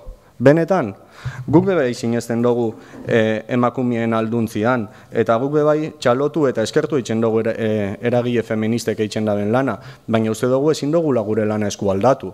Guk funtzio bat daukagu, udaletxeko zinegotzi bezala. Bestela zetara gatoz ona, esatera teknikarisek eitxia lana eta eragile feministek eitxia lana, guk bebai ardura bat gure gain hartu dugu ona etorri garanian. Eta gure ardura da zuzen be planeamientua eta gure ardura da ordenantzak onartzia. Eta planteatu duguna da ordenantza hori dan onartian dantzia. Hori da planteatu duguna. Nik benetan ezin dut zineztu zelan esan leiken ordenantzak eitxia teknikarixen lana izan biadala. Noski teknikarixek badakixela zertan ari dian, baina proposamenak eitxia dagokigu politiko bezala. Eta hori da egin duguna. Eta horregaitxikan guk eskatzen dugu aldeko botua ekimen honi. Perkupatzen digulako, hain zuzen, alkatiak aipatu daben mapa hori, Mapa hori, efektibamente, oindala 2 agintaldi egin zan, eta ebak gure ordezkarixak berdintasun batzordean, eskatu zeban hain zuzen be, azaltzia ia ze egoeratan daozen mapa horretan jasotako puntuak. Eta uste dugu, danok, egin behar dugula arraun elkarrekin hor, baina ez pentsau arraun bestiek bakarrik egin behar dutela, eta bestiek egin arte gu eskuakan geldi geratu behar garanikan. Hori ez da gure jarrera proaktiboa da, eta bestiek egiten dutena, bestia, baina gu bai proaktibo izaten jarraitzuko dugu. Eta mozinua da, tresna bat hain zuzen be udalbatzak erabakixak hartzeko, eta tresna horri uko ez detzaguengo. Bueno, nik lehen aipatu dut sisteman errotuta dauan arazo bat daukagula, eta arazo horrek zoritxarrez adar asko dakaz. Eta adar horietako bat bada, emakumi hori ez jakula emoten pareko tratua leku askotan. Leku askotan edo leku gehizenetan. Ambito pribatuan, ambito publikoan izan leike. Eta horren ondorioz, gizonak dirala askotan, esaten dabenak edo pentsatzen dabenak zer dan onena emakumi ondako. Guri hitza emon biharrean. Lehen, esan dut, uste dugu badagoela nahiko mugimendu empoderatua Eibarren, nik mugimendu horren aldetikan ez dut sekula olako eskaerarik entzun, bai herri hiri seguruan eta hori guztia, baina pentsatzen dut hori askoz be plantamendu integralagoa dela, eta orain berba ingo dut, igual ez dakit barkatuko ez da zuen alez, baina ez dut berbarik egin gontxe momentuan EH Bilduko ordezkari moduan, ingo dut berba emakume moduan. Eta benetan dinotzuet nik mozioa irakurri nebanian eta ikusi nebanian sare sozialetan zelako tratara emondetza zuen, oso kutsu paternalista hartu netzala. Eta hori benetan oso mingarriza da emakume moduan. Horrek ez dago esan nahi, politikook ez dakaguna ardurarik irisa seguru esateko. Ez da hori esan nahi inuntik inora. Horretarako badau berdintasun saia bebai eta berdintasun saian PNVek sekula ez da olako kezkarik proposatu, edo kezkarik komentatu, irigintza batzordian bez, eta horretarako uste badauala irigintza batzordia, gizarte ekintza badau, obra saia be badau, nik uste dut badakagu zela leku asko olako kezkarik egongo balitz komentatzeko. Ze gainera, berdintasun batzordean eitzen dugu berba hilabetero zelan da, puntu beltzak edo hiri debekatuan inguruan eitzen diran paseuen inguruan. Eta ni benetan dinotzuet, emakume moduan askotan mingarrezena izaten dela, igual asmorik onenakin egongo da inda. Sisteman errotuta dagoenez askotan gizonak be ariketa bat inbiarko dezuelako konturatzeko zer dan paternalista eta zer ez dan paternalista. Baina ni benetan emakume moduan kutsu hori hartu netzan mozioari eta gero sare sozialetan emondako tratamenduari.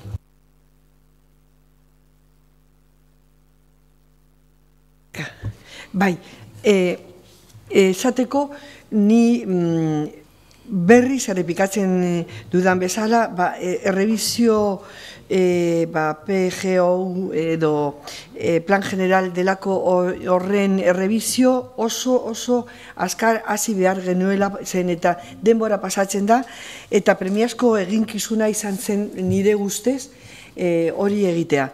Eta nik entzun dizudan bezala ordenantza bat, izena edo titulo hori ez dut onartzen zeren eta badara amagu. 3 urtez parte hartzearena, animaliarena, garbiketarena eta guzti horiek ordenantzak, deritxo guzti horiek ez dugu ezer egin horri buruz. Eta gehitzen baldin badigu beste bat, zerrenda luze izango zen, ez aplikatzea eta batipat ez egitea ordenantza horiek. Orduan, nik eskatuko nizueke behin eta berriro hastea, gutxienez batekin, ordenantza batekin bukatzea. Beste berri bat gehitzea baino. Eskerrik asko. ¿Más intervenciones? Sí, bueno, la verdad es que yo creo que Miguel ha aclarado bien cuál es nuestra postura con relación a esto, y es empoderar o poner en valor los que de verdad tienen que dar opinión más cualificada que muchos de los que estamos aquí, y yo creo que la moción nuestra sí pone en valor eso. Pero yo creo que también hay que verlos la cuestión sobre el conjunto. Cuando hablamos de seguridad en los portales, que da la impresión como que tuviésemos una ciudad terriblemente complicada, cuando es verdad que no es exactamente así. A veces sí se generan cuestiones de seguridad más complicadas también en los portales o dentro de casa, cuando teníamos un parque de bomberos a 4 minutos y se lo van a llevar a 15 minutos, ¿no? Y por lo tanto, eso también es seguridad para los vecinos, para las casas y tal, y a veces no tenemos el mismo ímpetu, el mismo interés en defender la seguridad de los ciudadanos de su forma más integral. Bueno, votaríamos en primer lugar la moción presentada por el Grupo Municipal de AJPNV sobre portales seguros y posteriormente votaríamos urgencia y moción alternativa. Vale. Bueno, ¿votos a favor de la moción presentada por el Partido Nacionalista Vasco? ¿En contra? ¿Abstenciones? Vale, Barkatu. ¿Abstenciones? Votaríamos ahora la urgencia para votar la moción alternativa. ¿Votos a favor? ¿En contra? La urgencia, estamos votando la urgencia. A ver, repito la votación. ¿Votos a favor de la urgencia para poder votar la alternativa? ¿Abstenciones? Votaríamos la moción alternativa presentada por el Grupo Municipal Socialista. ¿Votos a favor? ¿En contra? ¿Abstenciones?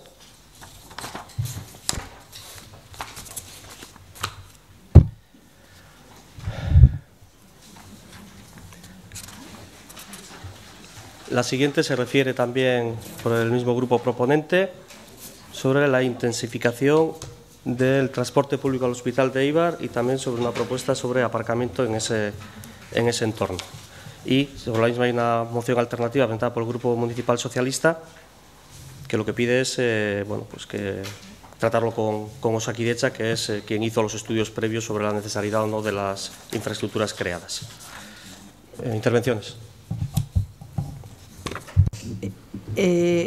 Orainik egingo dute erderaz, porque se refiere a una nota de prensa que pusimos nosotros Irabazi el 13 de octubre, justo cuando iba a hacer la inauguración del hospital.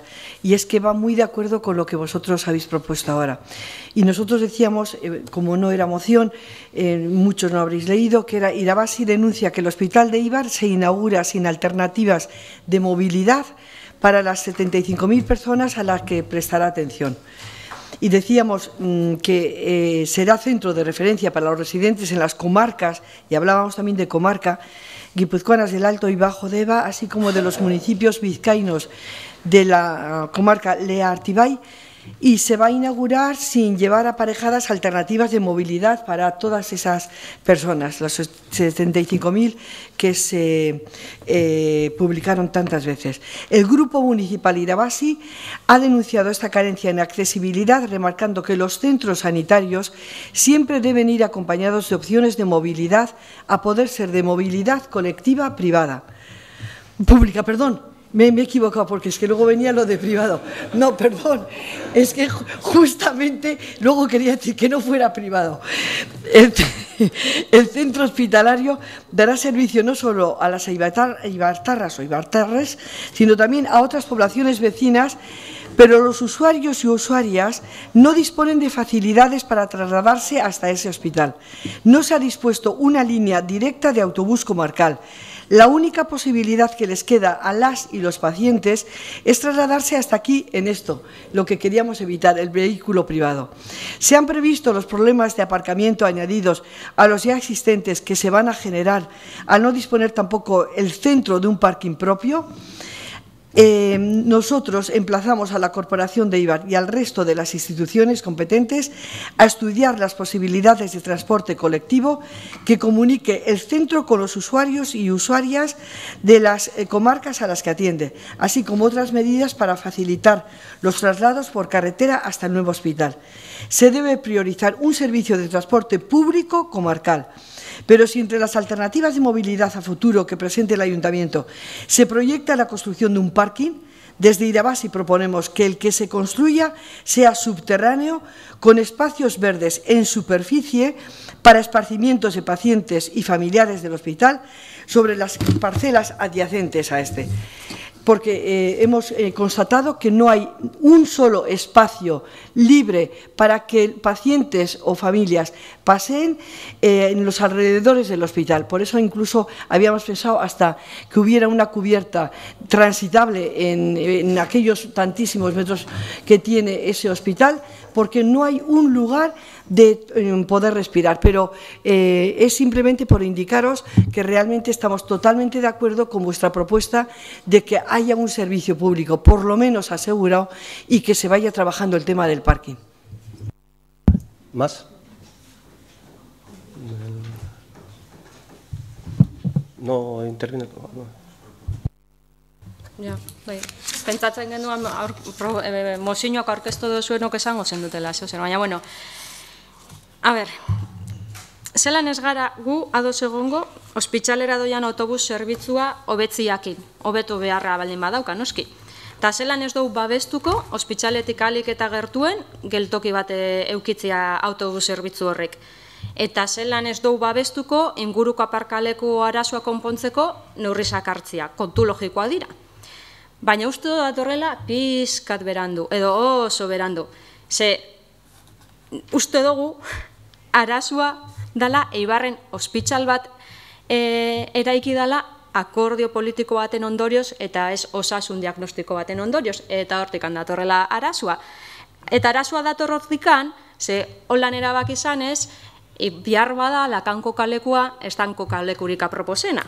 Baina uste dut hori ugandik askotan entzun dozuela. Lehenengo ospitala eraikitzea erabaki zala, gero hasi zinaziela pentsatzen zelan bete ospitala edo ze zerbitzu emon berton, eta oin ja ospitala eraikita dagoela, oin pentsatu behar da zelan heldu bertara eta nun aparkatu bertara joan ezkero.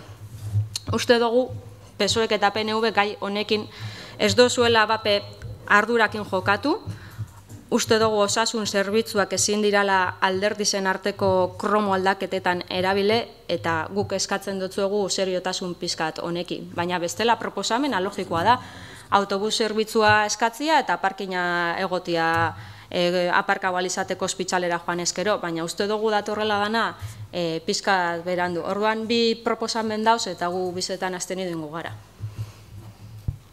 ¿Más intervenciones? Si no las hay, votaríamos en primer lugar. Vale. Baiatzaldeon berriro. Bueno, proposamena berandu dator. Bale, igual bai. Baina zuek behitxia leheno bazenekaten eta ez dozu egin. Aztertu behar zan leku erabaki aurretik. Ez dut ukatuko. Alderdi honek ez eban defendatu otaola erosi zanian. Momentu horretan PSOE eta PSOEk adostu zuten. Udala eta Jaurlaritza. Eta Euskal Alderdi Jeltzaleak beste proposamen batzuk defendatu zitzun. EH Bildu osatzen duten alderdi batzuk bebai defendatutakuak, okerrez baldin banago. Baina esan egin. Egin dan lekuan. Eta egin da dago. Eta behin egin da, ze PSOE eta PNVk adostu baino lehen erosi izan solar hori, ez dugu goratuko zelan, ze ondo dakigu danok, eta egin da. Eta behin egin da, erabaki geinke gauzak bere horretan ustia, eta jendiak pagatzia, edo erabaki geinke soluzioak emotia. EH Bilduk berak salatu zeban zein zan arazua. Bueno, batzuk arazua seinalizatu duten lekuan, beste batzuk saiatu gara konponbideak jartzen. Eta hori da, mozio bitartez, bilkura honetara ekarri duguna. Eta proposatu duguz bi gauza.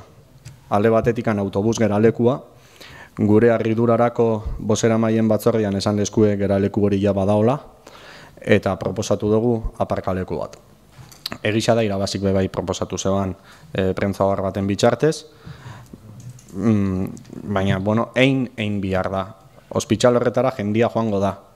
Gaixuak joango dira eta zenideak be joango dira. Eta irakurri dugu hor ziar kritikaren bat Osakidetzari aparkalekua ez da bela ein.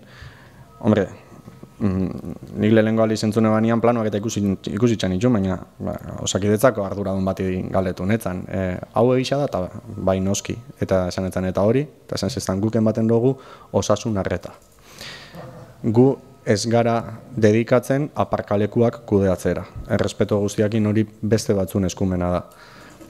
Eta pentsatzen dut logikoa dela, pentsatzen dut Osakidetza dedikatuko balitz aparkalekuak kudeatzera, ba igual EH Bilduk esango leukela parlamentuan ia noradoian osasun publikora joan biharreko dirua. Ez dakit, ze bezagaitxikan eitzen da benain beste grazia gai honek. Ez dakit segaitxikan eitzen da benain beste grazia gai honek, nik dakidala SH Bilduk ez Alderdi Sozialistak parlamentuan ez da sekula santan proposatu Osakidetzak aparkalekuak eitxea eta holan. Proposatu leikie, nahi da benak proposatu leike. Nahi da benak proposatu leike, eta nik dakidala inork ez dugu proposatu. Guk ez dugu proposatzen, ulertzen dugulako ez dela Osakidetzan zeregina eta bai udalana. Eta horregaitxikan egin duguz, bi proposamen. Aparkalekua eta autobus geralekua. Udalak baseukan aukera, urbanizazio koste bezala, sartzia negoziazioetan, baina ez eban sartu. Oin ez da momentua. Bi proposamen zehatz, aparkalekuak egin, eta horretarako prest gauz alternatibak aztertzeko, guk bat konkretua badaukau, baina prest gauz beste batzuk aztertzeko, eta autobus geraleku bat egokitu. Ospitxarera joango dianak edozien alderdi bozkatuta be eskertu ingo dabe. Bueno,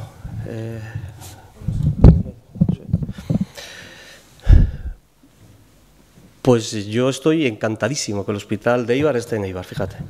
Estoy encantadísimo. Y estoy encantadísimo de que al final un acuerdo del gobierno vasco con el ayuntamiento de Eibar permitiera que eso fuera así, un momento en el cual yo desde luego no he visto ninguna alternativa por parte de nadie de otras ubicaciones. Ahora parece que había, pero desde luego sobre la mesa yo no las he visto. Desde luego como alcalde no las he visto en ningún momento. En ningún momento. Pero bueno, nosotros no nos ponemos de perfil, nosotros nos ponemos de cara. Creíamos que esta infraestructura es necesaria para la ciudad, la hemos peleado, la peleamos cuando no se quiso poner en marcha y conseguimos, sobre todo la ciudad, que se pusiera en marcha. Y ese es un éxito de esta ciudad, y el que lo quiera ver lo verá, y el que bueno, pues quiera pues culebrear y zigzaguear, pues bueno, pues cada uno verá lo que hace. Nosotros muy de cara con este proyecto porque nos sentimos muy partícipes del mismo y con el cual nos hemos partido los cuernos con quien ha hecho falta para conseguirlo. Dicho esto, nosotros en todo el proceso de reflexión sobre estas instalaciones con Osakidetza se analizó la movilidad, como bien dice María Jesús, sobre todo la movilidad en transporte público. Y se vio que dirección San Sebastián, los autobuses interurbanos que iban eran los mismos que van a Mendaro, al hospital de Mendaro. Dirección Vizcaya eran los mismos que venían del hospital de Mendaro, más el tranvía, que tenía 2 paradas en la Universidad Laboral y en Amaña, más el Udalbus, más la parada de taxis que también se decidió ubicar en ese... que eso fue petición de Osakidetza, ubicar una parada de taxis en ese entorno. Y lo que teníamos que hacer era habilitar una parada de autobuses en la zona de dirección San Sebastián, en la avenida Otaola, porque se entendía que la parada de autobuses de Amaña estaba bien, se entendía que la parada de autobuses del Alto de Isasi podía estar un poco lejos y se planteó la reflexión de plantear una parada que ya existe en la propia gasolinera y por tanto la idea era mejorarla. Y es en lo que se está. Lo que sí estamos viendo es que quizás sea una mejor ubicación para la posible parada de autobús justo enfrente del hospital, donde Zorqui, por entendernos, pero ahí hay unos problemas de gestión urbanística, de cesión de unos terrenos existentes y de unas entradas de garajes a empresas o de puertas de empresa que habría que ver el encaje. Pero en cualquier caso, se está trabajando ya para hacer una parada de autobuses más en condiciones en la zona de la gasolinera y, en su caso, en el medio plazo, ver la posibilidad de hacer la otra. Con lo que el transporte público entendemos que da alternativas suficientes para que el entorno pueda acudir sin ningún problema al hospital, absolutamente sin ningún problema, con una intensidad de tranvía, por ejemplo, cada 20 minutos. Una intensidad de tranvía es Eibar-Ermua, es verdad, se quiere ampliar al Goibar, pero una intensidad de transporte interurbano también creemos que importante. Insisto, creo que desde el punto de vista de transporte público este hospital está mejor conectado que el de Mendaro, creo. En cuanto a aparcamiento, Osakidetza consideró que con esa frecuencia de transporte público, con esas alternativas de transporte público, que no hacía falta hacer aparcamientos y, por tanto, solamente no planteó en su edificación ningún aparcamiento, salvo una planta de aparcamientos, creo que para uso de servicio propio, que es lo que hay. Y, por tanto, si en este momento se considera que la situación ha variado, es decir, que lo que hay no es suficiente, nosotros entendemos que lo que hay que hacer es hablar con Osakidetza. Igual lo que hay que hacer, esa primera planta o esa planta baja, que en este momento es de uso de servicio propio, igual hay que ampliarlo, igual puede ser de uso de usuarios, por ejemplo, y ver qué alternativas se pueden plantear de la mano del gestor del servicio. Y es lo que nosotros decimos, de todo el trabajo que se ha hecho con Osakidetza, con los distintos Osakidetzas que han pasado en este proyecto, con los distintos directores que ha habido, se ha llegado a la conclusión de que el transporte público no solamente es correcto, sino que tiene muy buena nota. Las frecuencias, si una de estas nos llegan quejas y hay que hablar con Diputación o lo que sea para incrementar las frecuencias, insisto, se añade Udalbus, se añade tranvía, lo cual no tiene Mendaro. Si Osakidetza considera que eso no está cubriendo las necesidades de sus usuarios, de sus pacientes, pues lo valoraremos. Si Osakidetza considera que se está produciendo interferencias importantes en cuanto al tráfico por el tema de que no hay aparcamiento suficiente en el entorno, pues lo hablaremos. Pero hay una alternativa primera, que es un parking que ya está hecho, que está hecho en la planta baja. Hay un aparcamiento y no sé qué plazas tiene, yo no he estado nunca. Pero hay un aparcamiento que, ¿por qué no? No tiene por qué gestionarlo Osakidetza, yo ahí no voy a discutir, porque no entiendo. Entiendo que puede sacarlo a una gestión de una empresa especializada y hacer un parking público, que yo siempre que voy a Donosti o a Cruces, pasas por caja para aparcar. O sea que podría hacerlo. Pero nosotros entendemos que el camino tiene que ser ese. ¿Que en la Avenida Tola hay que hacer aparcamientos? Pues igual hay que hacer, pero sin vincularlo al déficit del hospital, porque igual la zona puede necesitar, y estamos abiertos a hablar de cualquier tipo de actuación, pero entendemos que si la queremos vincular a las necesidades que genera el hospital, vamos a hablar con el hospital, vamos a hablar con Osakidetza y a ver qué nos dice, porque hasta ahora nos ha dicho que no hace falta nada de lo que se está pidiendo en este momento. Pues lo que pedimos es mandar un escrito a Osakidetza diciéndoles: ¿cómo valoráis el funcionamiento del transporte en el entorno que da servicio a los usuarios? Y a partir de ahí lo valoraremos. Bai, zu hasi zara esaten que estás encantadísimo de que haya un hospital en Eibar. Eta behar bada guztiok horrelako sentimentu daukagun. Baina ez dakit oroituko zinateke, eta ni enintzen momentu hortan udaletxe horretan, zurekin mintzatu nintzen, eta esan izun, ez nuela sinatu ere, zeren eta ubikazio izan zena, nire ustez akatsa hundiena. Eta momentu hortan hasi ziren tekniker, eta hasi arrajola ere gelditu zen horrela. Eta oroitzen naiz, hain ondo, nola ze penarekin hartu nuen ubikazio hori. Horregatikan, hortik dator nire ustez problema edo akatsa handiena. Baina hori, esateko, hasiera batetik anila, eta hain nintzen irabazi momentu hortan, ikusten nuen, hori ja etzela aproposa, justo erdian gelditzea eta inbeste gauzen itxusiak ondoan. Eta beste aldetikan ere, bidegorrirekin ere mintzatu ginen eta egin genuen horrelako bidegorri bat, oroitzen zara. Eskerrik asko. Mas? Hospital en Eibar. Bueno, eske Eusko Alderdi Jeltzaleak inoiz ez dau esan ezebala hospitalik nahi Eibarren. Inoiz. Sekula santan. Sekula santan. Zeinek? Nik daki dala Eibarko EAJak sekula ez dauz esan hori, eta Eusko Jaurlaritzak eta Jon Darponek ez da. Ez da, eta bestela referentziak ekarri. Vale? Beste batzuk badakago hemeroteka irakurtzeko oitxuria. Eibarko Eusko Alderdi Jeltzaleak esan zeban, Otaola Torrekua artean proposatzen zan espazio hori ezala lekorikan egokixena. Eta proposatu zeban adibidez, nik oroitzen dut, Matxarixa. Eta uste dut beste proposamen batzuk beharri ziala mai gainean. Proposamena jarri zian mai gainean. Beste gauza bada, zehose gaitxikan, Alderdi Sozialistako oso argi zekala nun nahi zebanin ospitala. Eta nahi zebaninan, eta inzan. Zehose gaitxikan, dana dalakua gaitxikan, baina han nahi zeban eta han nahi zan, bestiekin adostu gabe. Eta gero, burrokatu behar izan lortzeko. Disculpa, Josu, una cosita solo, es que no te he entendido bien. ¿La propuesta de Matxera la hacías tú o el Partido Nacionalista? El Partido Nacionalista Vasco. ¿Sí? De Eibar. Propuso, sí, hombre. Propuso. Edozen kasutan, burrukatu behar izan zan ospitala lortzeko, bai, egisa da. Kuriosua da, Rafael Bengoa sailburu zala, ez ala burrukatu, eta 100.000 euro gaztauziala bakarrikan. Segero dirua jarri da, Urkullu lehendakaria izan danian. Lehen gurtian ez, eta hori aitortu inbiar da. Patxi Lópezek gobernua nahi txalagase ban jakinda 1.000 milioi euro gutxego ekiko zebala eta inbertsioak atzeratu beharko zitxula. Eta Darponek esan zebana izan zan, con la capacidad presupuestaria que tengo en este momento, este año no es una prioridad la ejecución del hospital. Guk proposamenak bi, argi-argixak, aparkalekuak eta autobus parada. Autobusen itinerari zuan, Ermua Ondarroa autobus adibidez ez da geratzen hor. Edo behintzat ez da agertzen itinerari zuan. Bizkaibus batzuk be pasatzen dira. Nik dakidala ez da agertzen itinerari zuan. Gero, eta udalbus ez dakitz. Gero, Donostiara doianian Eibarko alkatia pagau itxen dago ospitala. Nik be bai.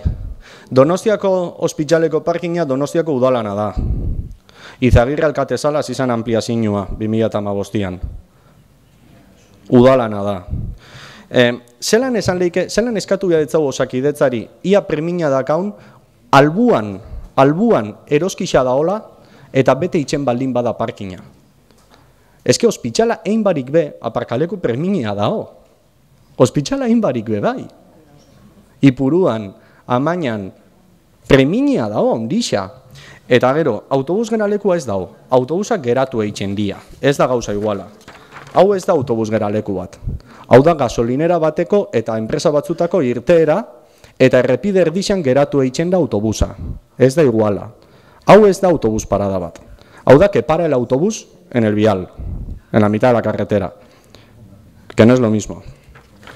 Oso bestelakua da. Eta gu planteatzen duguna da autobus geraleku bat egokisa, segurua eta irisgarrisa habilitau eta aparkalekuak sortu. Eta ez dakit nun daun problema olako proposamen baten aurrian.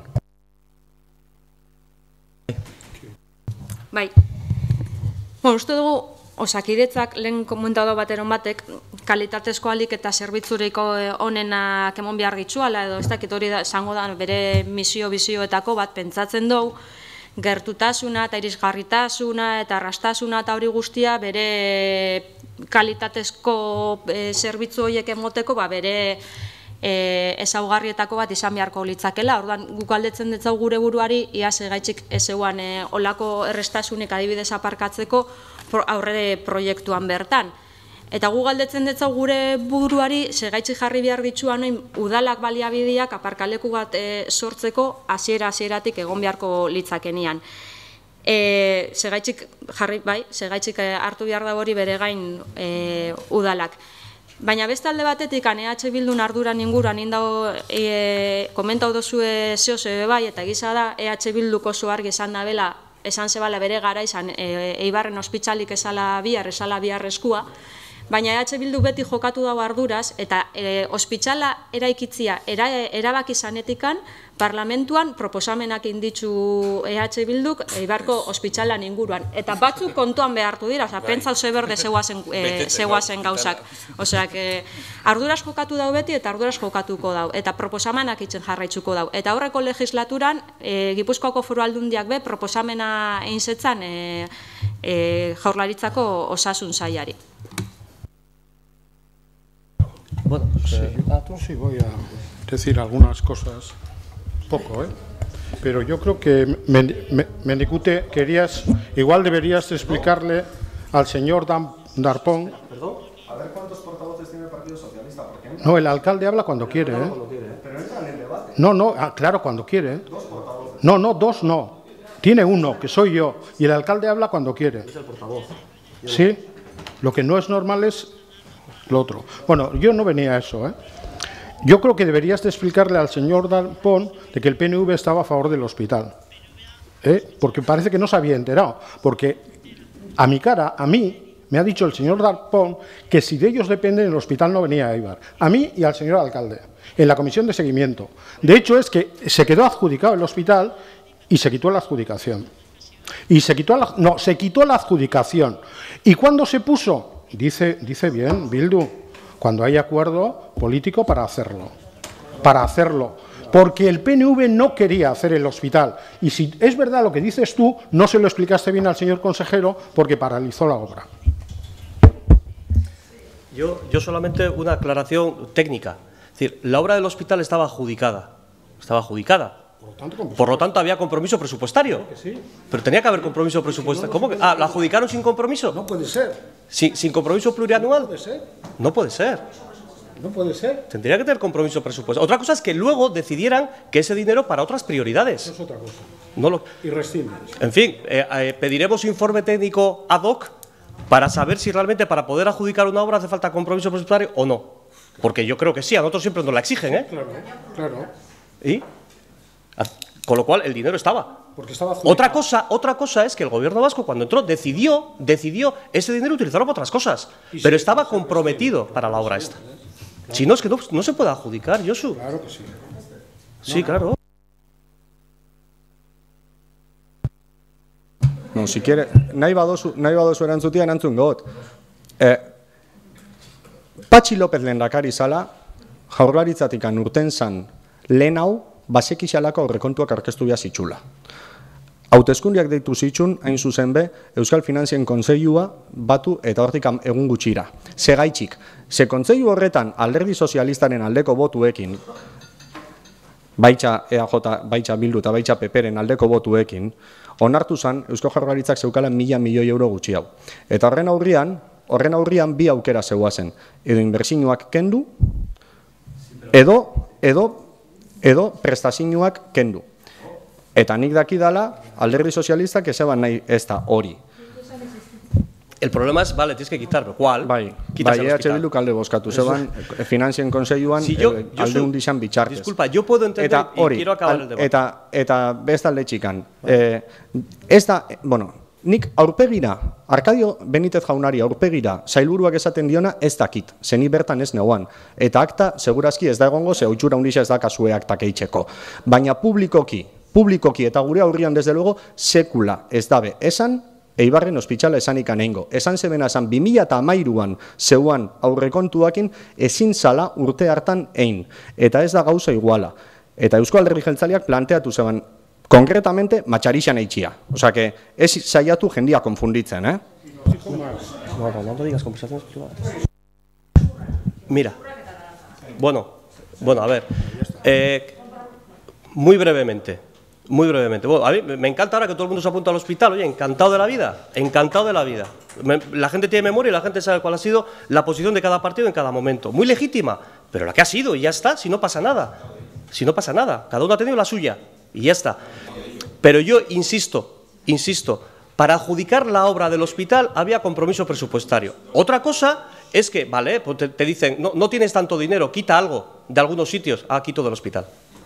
No de otros sitios, del hospital. Porque otras mantuvo, Otras obras mantuvo, otra serie de proyectos, otra serie de infraestructura, otra serie de inversiones mantuvo. El Hospital de Eibar no. Y las declaraciones públicas de Darpón era: el Hospital de Eibar no es una prioridad. En este momento... No, en este momento lo estás poniendo tú. No es una prioridad. Y como no es una prioridad, lo quitamos del presupuesto, pero estaba, y estaba comprometido. Entonces, yo encantado de que todo el mundo ahora esté contento de que tengamos hospital. Me alegro muchísimo, porque afortunadamente ha sido una guerra que ha tenido la ciudad de Eibar y que la ha conseguido ganar. Y eso es bueno para toda la ciudad y para todo el entorno, por supuesto. Bueno, votaríamos... Perdón. Efectivamente, la foto que has enseñado, estamos previendo hacer una obra ahí, para poner, está ya licitando, yo creo que está hecho el proyecto, para poner una marquesina y poder adecentarla. Y sí lo he dicho además, pero bueno, lo repito. Y estamos valorando justo enfrente del hospital, la zona de Zorqui, para ver si ahí se puede hacer una parada mejor. Mejor, bien, pero hay problemas de cesión de terrenos. Bueno, y no, hay una cesión obligatoria, pero hay que hacerla. Y hay problemas de accesos a locales, y acceso a locales y garajes que hay allí, y empresas. Y por eso, quiero decir, no vamos a desvestir un santo o a vestir uno para desvestir otro. Hay problemas de accesos a locales, a empresas, a talleres, y hay que respetar todo. Intentamos hacer lo mejor que podamos para prestar el servicio de transporte público que el hospital merece. Bueno, votaríamos la moción presentada por EAJ-PNV. ¿Votos a favor? ¿En contra? ¿Abstenciones?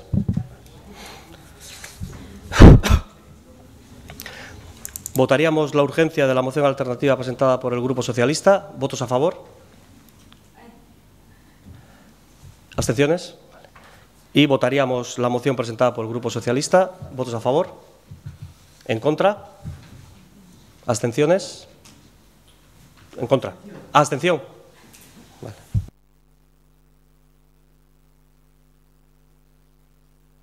Y la última moción que tenemos, la presentada por la Asociación La Plazoleta, para el uso del aula de la Oficina de Información y Formación de Chonta, sobre la que hay una moción alternativa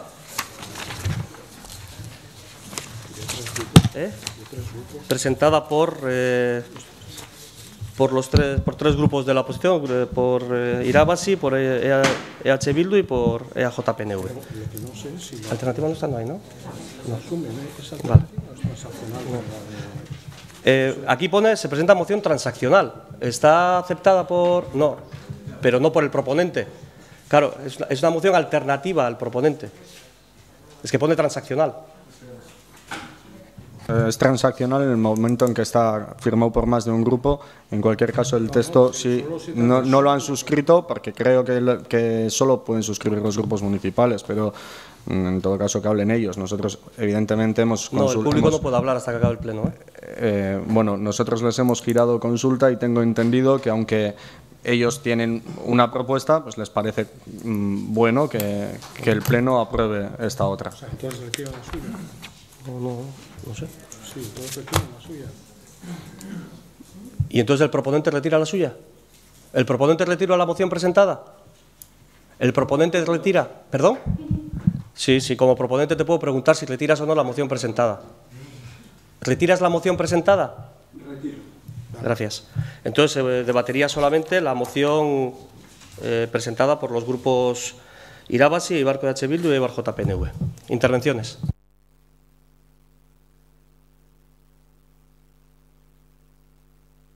Votamos primero la urgencia y luego abrimos el debate.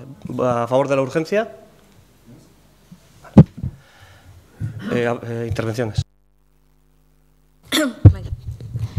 Bueno, berandu danez ez gara gu oin hasiko errepaso bat eitzen Txontako historizan inguruan eta derrigua iragarri zanetik pasau diran kontu guztieta, ze hori askotan aipatu izan dugu eta bueno, badakigu bakoitzak ze ardura eukidaben Txontan.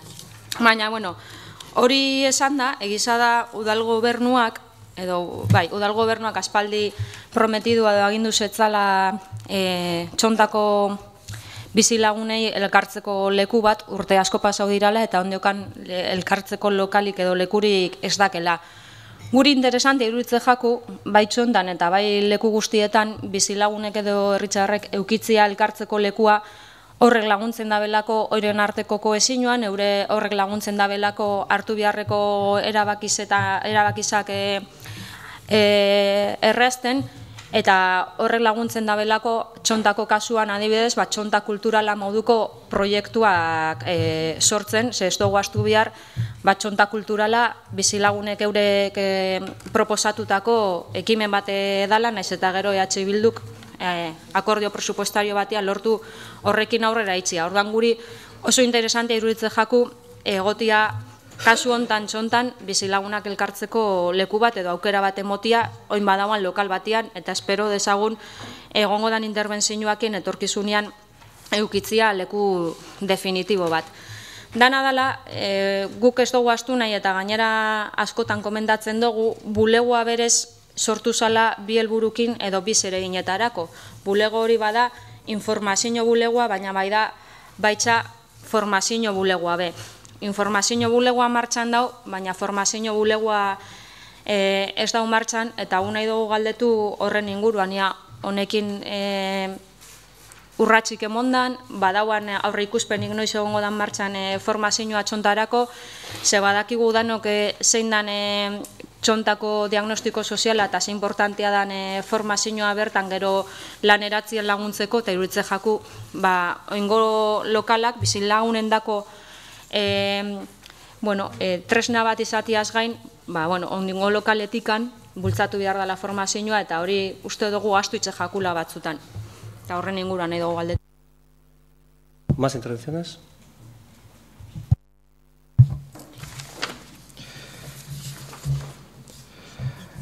No es el barrio más bonito, lo digo de forma muy pronta.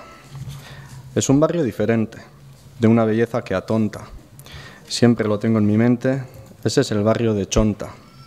Juan Sanlarun batian, Maite Lorenzo Eibartarrak egindako poema baten zati bat. Eta, poema hauen zeban momentuan entzundako komentarixo batzuk nahi badozue trasladuko detzu edaz, baina ez dut egin hemen.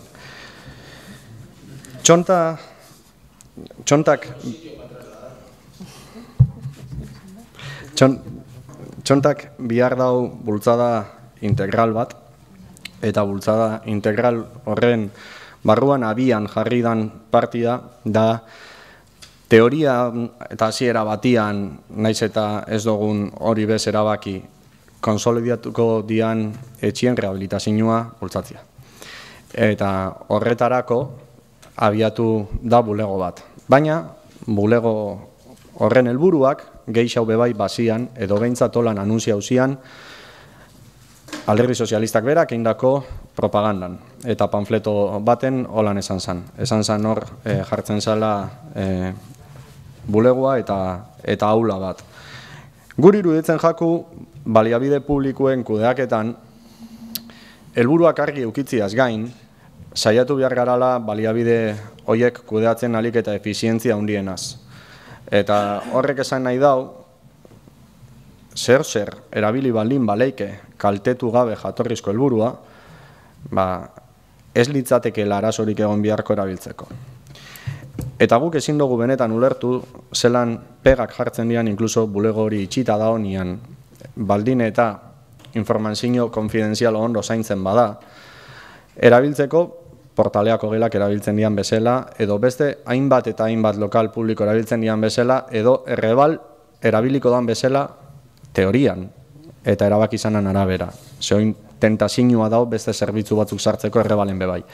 Baina teorian olako erabilera bat eukiko dau.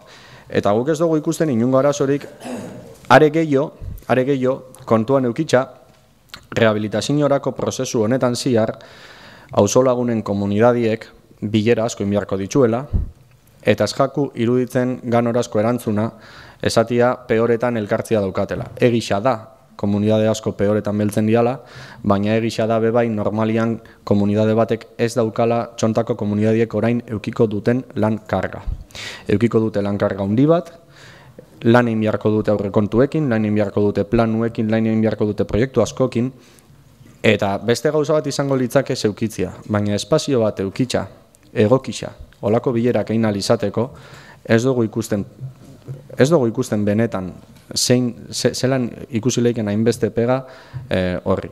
Beste gauza bada, eta horretaz hitz egin leike, zelako sistema jarri behar dugun, zelako prozedura jarri behar ditugun leku horren erabilerarako, ofizina beste zerradura batekin jarri beharko da, registro sistema bat jarri beharko da, konpromiso bat sinatu beharko da, fiantza bat jarri beharko da, espazio publiko erabiltzen anian bezala, dene isalaga beharko da, dana dalakua, artikulau dezagun hori, baina ez itxi.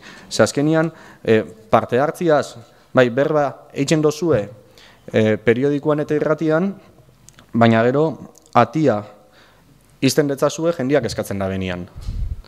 Eta benetan guk ezin dugu ulertu.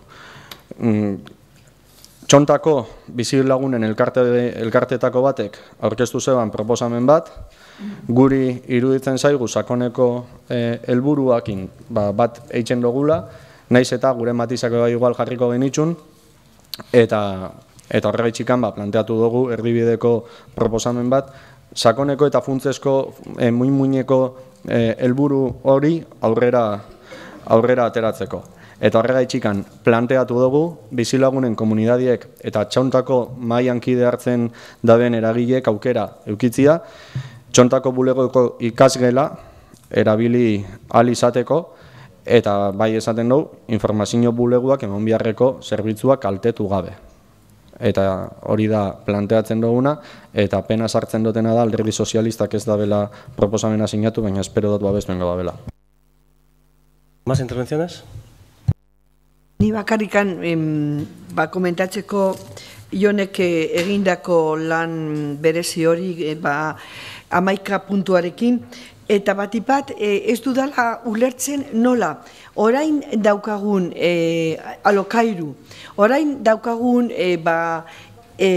berogailu, orain daukagun kondizio oso onak, beste batzuk ere pixka bat erabiltzeko, eta momentu hortan ni ados nago Josuk esandakoarekin, erabat premiazko asunto izango da batzutan, ez bakarrik la plazoleta, baizik eta auzokideen arteko bilera bat egitera edo. Horregatikan ez dudala ulertzen nola orain daukagun baldintza horiek ez aprobetxatzea, eta gero ja bukatzen duen eta nola egin duten obrak eta gero ez dakit nork ordainduko zuen alokairu hori jarraitzeko, orain gu daukagun aukera hori ordaintzeko, baina benetan gelditu naiz ulertu gabe. Gure asmoa da orain daukagun leku berezi bat, justo hor bertan, txontan erdian, eta orain daukaten haiek ere beharra, pixka bat haien artean adostasun batzuk edo lortzeko eta gauzak erabakitzeko, ez aprobetxatzea leku hori. Regla de usos delako horrekin, eta izango dira, ez dakite, asuntu serio bat, arduradun aldetikan, ze baldintzekin, hori bai, egin behar da lan bat, reglamentu gisa edo, baina beste aldetikan, erabiltzea lokal hori, ez dut problemarik ikusten, bat ere.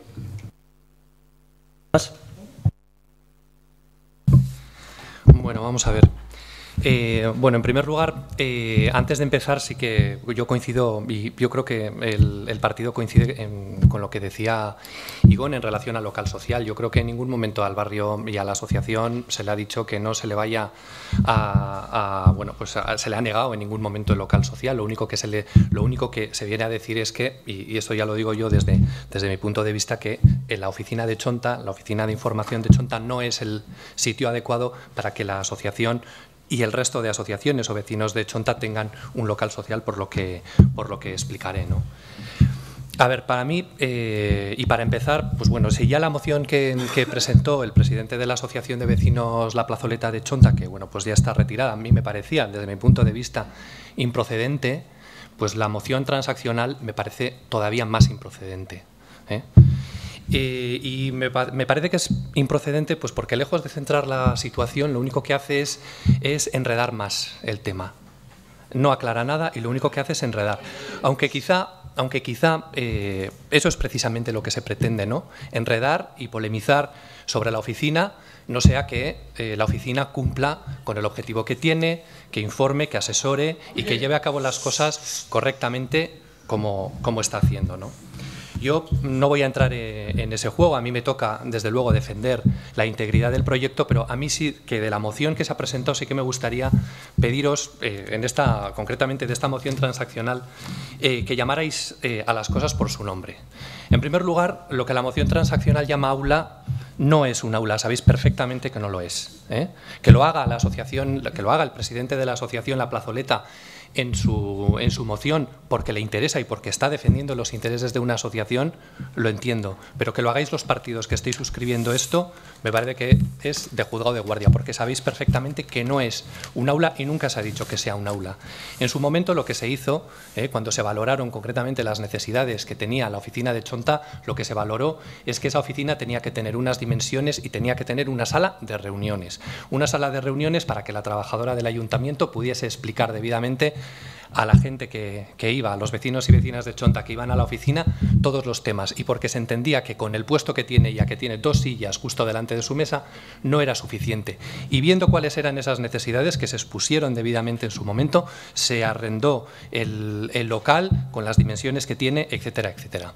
Entonces, a mí lo que me llama muchísimo la atención es que en un momento dado hayamos dicho que esa sala de reuniones es para que se informe y resulta que ahora lo que queramos es privarle a la oficina de Chonta de esos medios que le hemos dado porque hemos entendido que esos medios eran necesarios para poder hacer la labor que tiene. Otra cosa es que se dijo que en el caso de que hubiese que dar algún curso de formación se pudiera utilizar esa sala de reuniones para poder impartir esos cursos de formación, pero eso no es óbice para que ese local se pueda utilizar por las asociaciones y tal. Y no es por decir que no a las asociaciones, sino porque entiendo que se hace de salvaguardar la integridad del local de Chonta.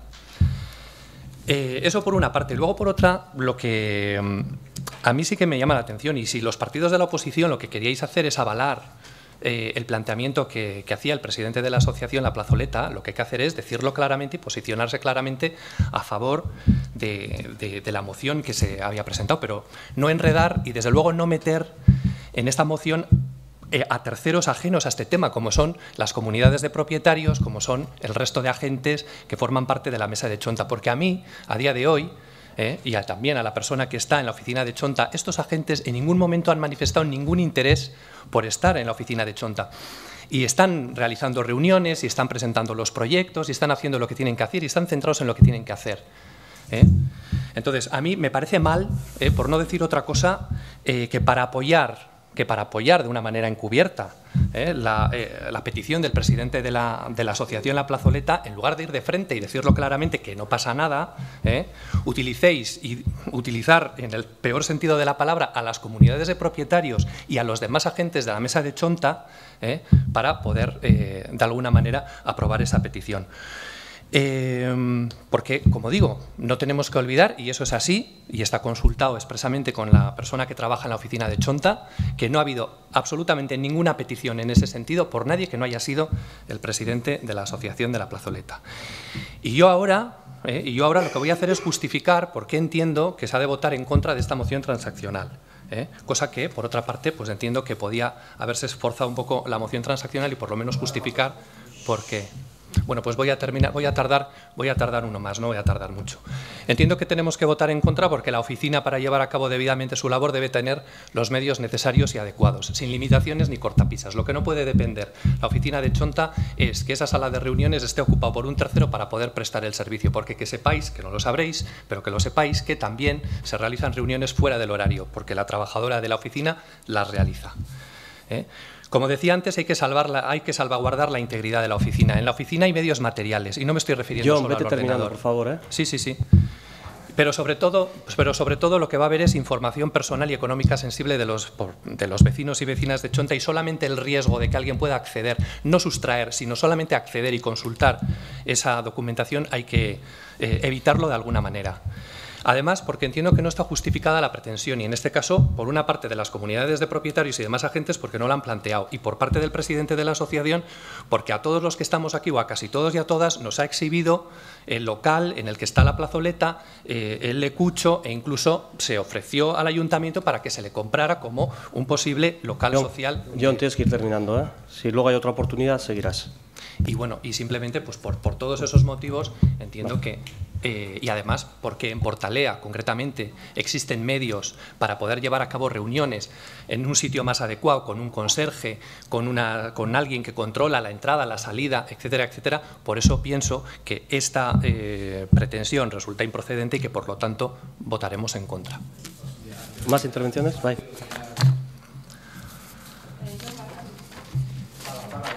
Perdón. Bai.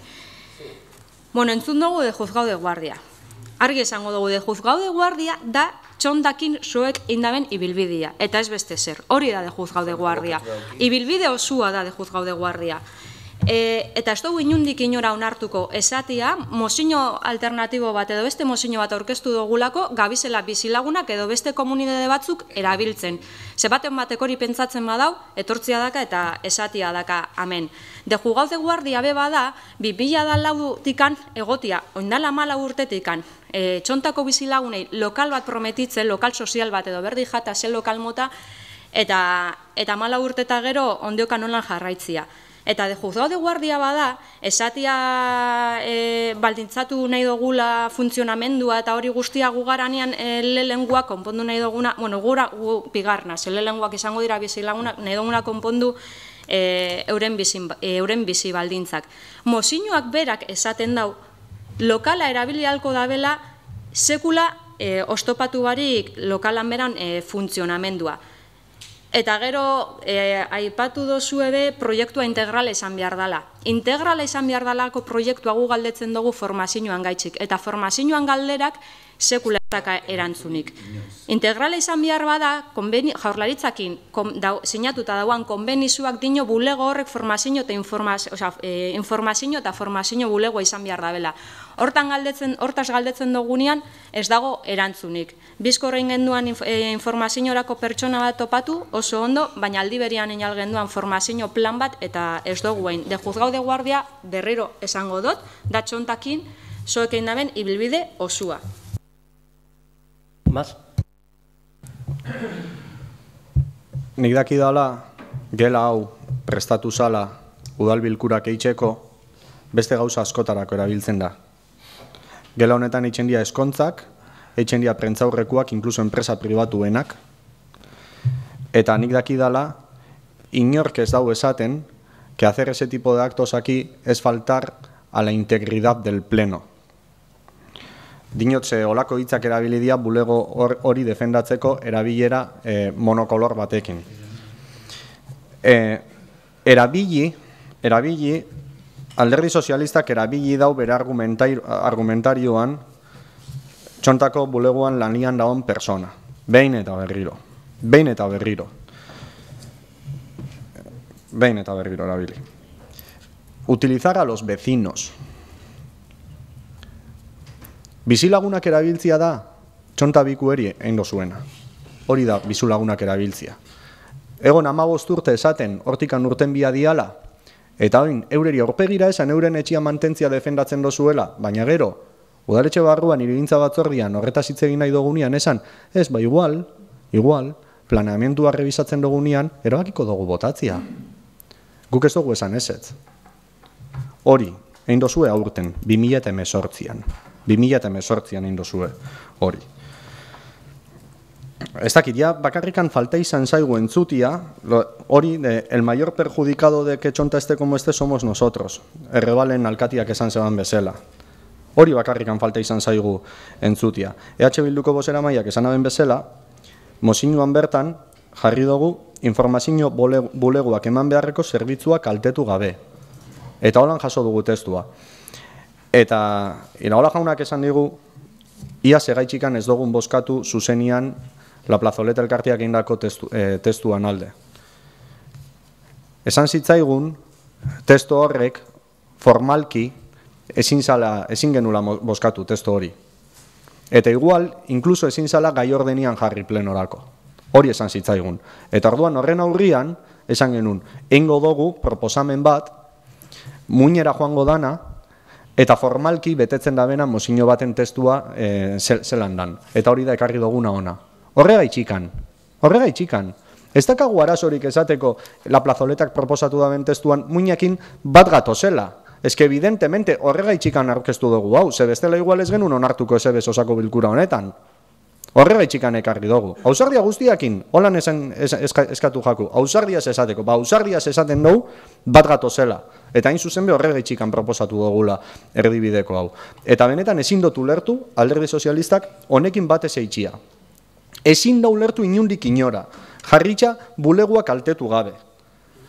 Jarritxa, gainera eske testua idatzi dugu nahitxa alik eta modu irekienian danok onartu alizateko. Ezin da ulertu inondikan inora. Besterikan ez dakago esateko. Mira, yo por alusiones, a mí cuando una frase mía se saca de contexto, la verdad es que prefiero matizarla bien. Ahora me he metido Reval, ya que pasaba por aquí. Yo efectivamente he dicho que el mayor perjudicado de Reval soy yo, políticamente. Responsabilidad política. Porque yo entiendo que hay mucha gente perjudicada en el Reval, sin duda. Pero no saques las frases de contexto. No las saques, porque si las sacas delante mío, yo luego te las corregiré cuando intentas tergiversar la realidad, porque la respuesta fue esa. Responsabilidad política, los más perjudicados, los que estamos gestionando. ¿Cómo que no es verdad? Responsabilidad política, estamos hablando de política. Me pidieron responsabilidades políticas allí. Me pidieron responsabilidades políticas en el Coliseo. Y yo dije que las asumía, que el más perjudicado era yo, que el más perjudicado era el equipo de gobierno, por los problemas que hay en el Reval. Por supuesto que hay gente más perjudicada que yo, pero no saques mis frases de contexto.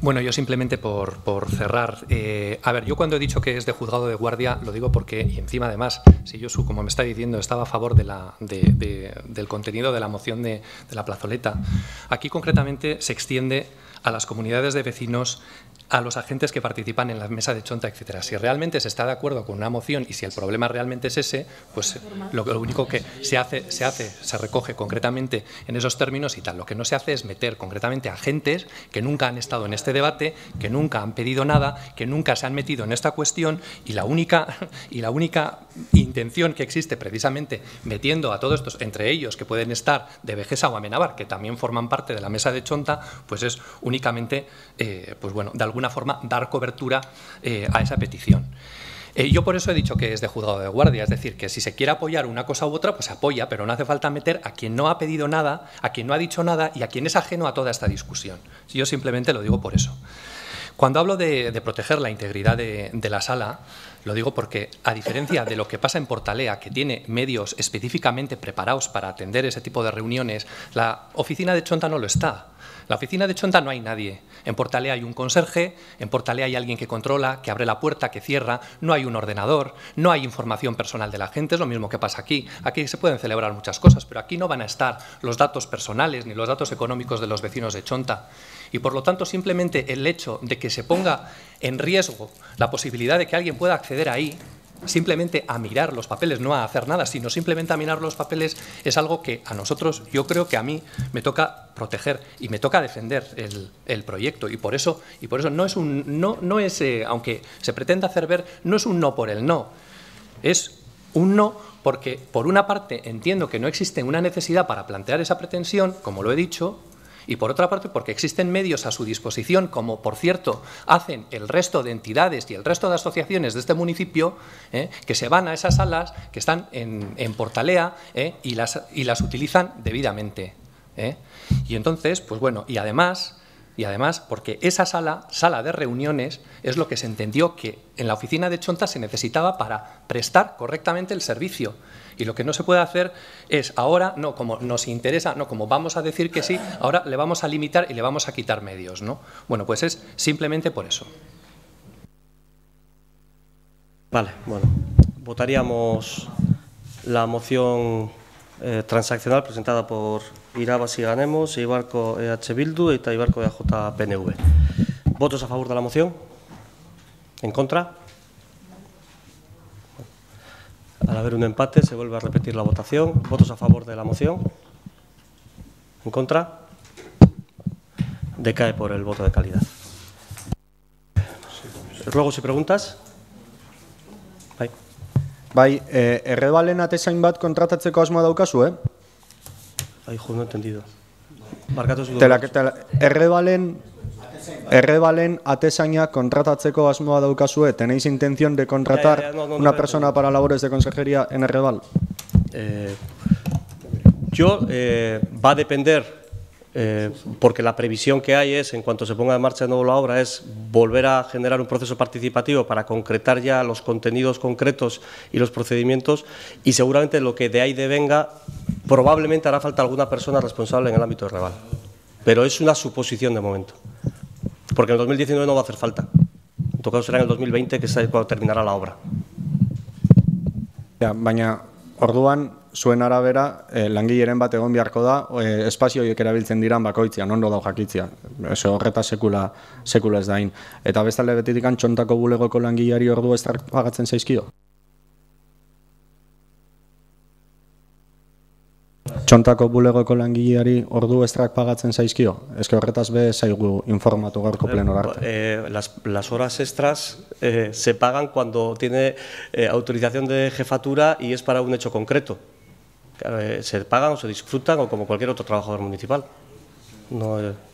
Pero horas extras son 80 al año, No, es que aurreko puntuan informatu zaigu Txontako bulegoko langileak ordutegitik kanpo bebai egoten dala bulegoan lanian, eta guk ez dakigu zenbat ordu dian, eta ordu estrak ez balin badia, eta gero hartzeko orduak balin badia, ez dakigu igual beste persona bat biharko da, edo baina horri buruzko datuak partekatzea ondo egongo zen. Suele ser flexibilidad de horario y a veces voluntad. ¿Más? Bai, alkatearen ebazpenetan dago ebazpen bat eraikin baten tasazioa. Nahi dugu jakitzea ze eraikin da, jakin nahi dugu eta zertarako egin da. Sí, de la Rajés, ¿no? No pone de qué, sí. Hubo una petición de alguien que podía estar interesado en comprar un local, que básicamente era el local de jardines, la antigua mezquita, y para antes de sacarlo a subasta, porque eso no se puede adjudicar directamente, habrá que subastar para establecer el precio de base. Hablé con la arquitecta municipal, me dijo que estaba saturada de trabajo y quería tener el dato, y tengo el informe encima de mi mesa que lo puedo facilitar sin ningún problema.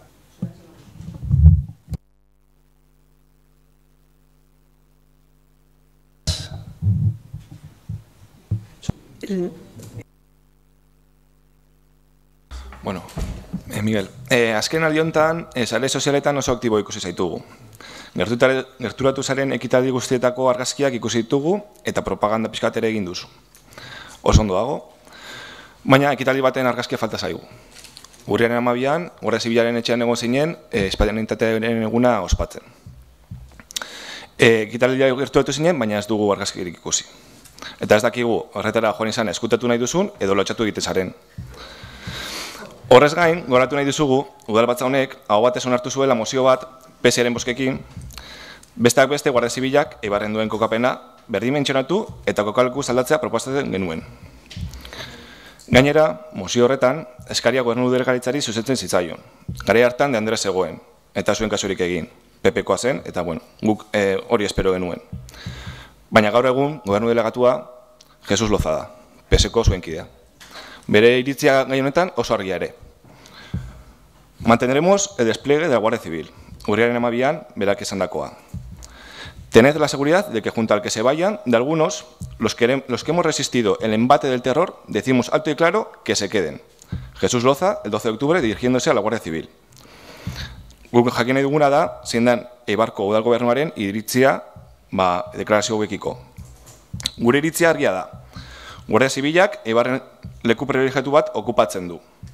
Eta guretzako beharrezkoa da espazio hori liberatzea eta herritarren esku ustea. Horregatik jakin nahi dugu.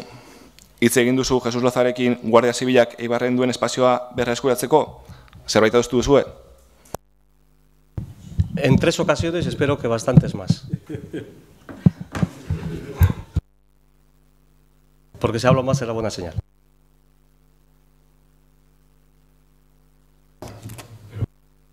¿Tenéis disposición de ir a un acuerdo para la moción? Tenemos que presentar otra moción. Bestela, etortzen geha urrengo jabetean ere, mozio berriekin, esaten duzue, mozio asko esten ditugula, baina eske, zuek behartzen dituzue mozioak aurkeztea, porque ez duzue mozioetan agertzen dena esaten. Yo tengo clarísimo cuál va a ser mi responsabilidad en la gestión para intentar conseguir objetivos sobre ese espacio sin necesidad de que nadie presente mociones. No hace falta. Por lo menos, si alguien presenta que presente, yo he empezado a andar el camino y va bien. Llegaremos a buen puerto.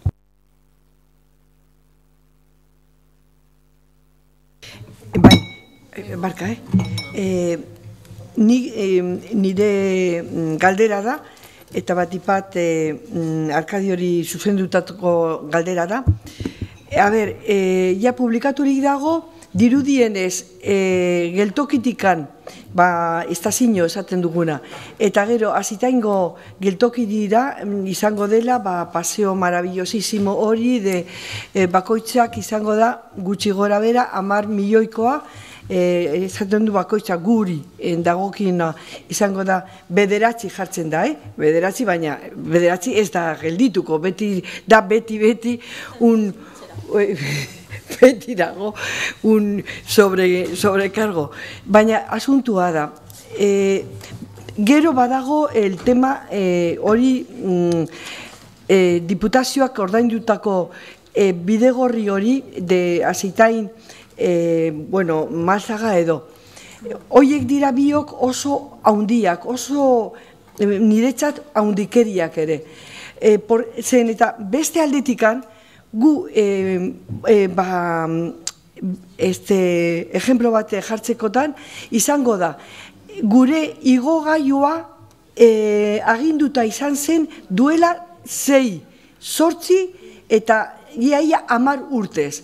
Eta oraindik ez daukagu horren berri eta erabili behar dugu, behin eta berriro eskailera horiek. Ez da, gauzatxo txiki bada, baina guretzat oso importantea da. Gure bizi modu baldintzatzen duela behin eta berriro.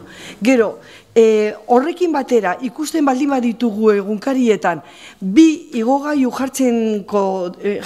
jarriko diren amainan, orain berriak direnak eta inbeste eskailera mekanikoak eta igogailuak diren bitartean, gu bakarrikan eskatzen dugu bat. Eta eskaria hori izan daia betidanik izaten dena. Baina horrekin batera ikusten baldin baduzu, plan faraoniko horiekin, gelditzen zara, baina zer da importantea, pertsona edo plana hundi horiek. Nire betiko galdera da. Ze, bienestar bat aurkitzen edo saiatzen ari garen lortzen, edo gure asmoa da beti gauzak publikoki adieraztea prest gaudela hainbeste gastu egitea. A ver, existe un convenio marco con ETS desde hace ya años, 2012 o por ahí, 11, donde se planteaba cubrir el ferrocarril desde la gasolinera de Amaña hasta la gasolinera de Azitain. Había un convenio marco y ese convenio marco se fue desarrollando aprovechando el desdoblamiento de las vías del tren y se llegó hasta detrás del ayuntamiento, cubriendo la estación de Ardanza. Y quedaba cumplir la otra parte del convenio, que era desde la estación de tren hasta el Lidl.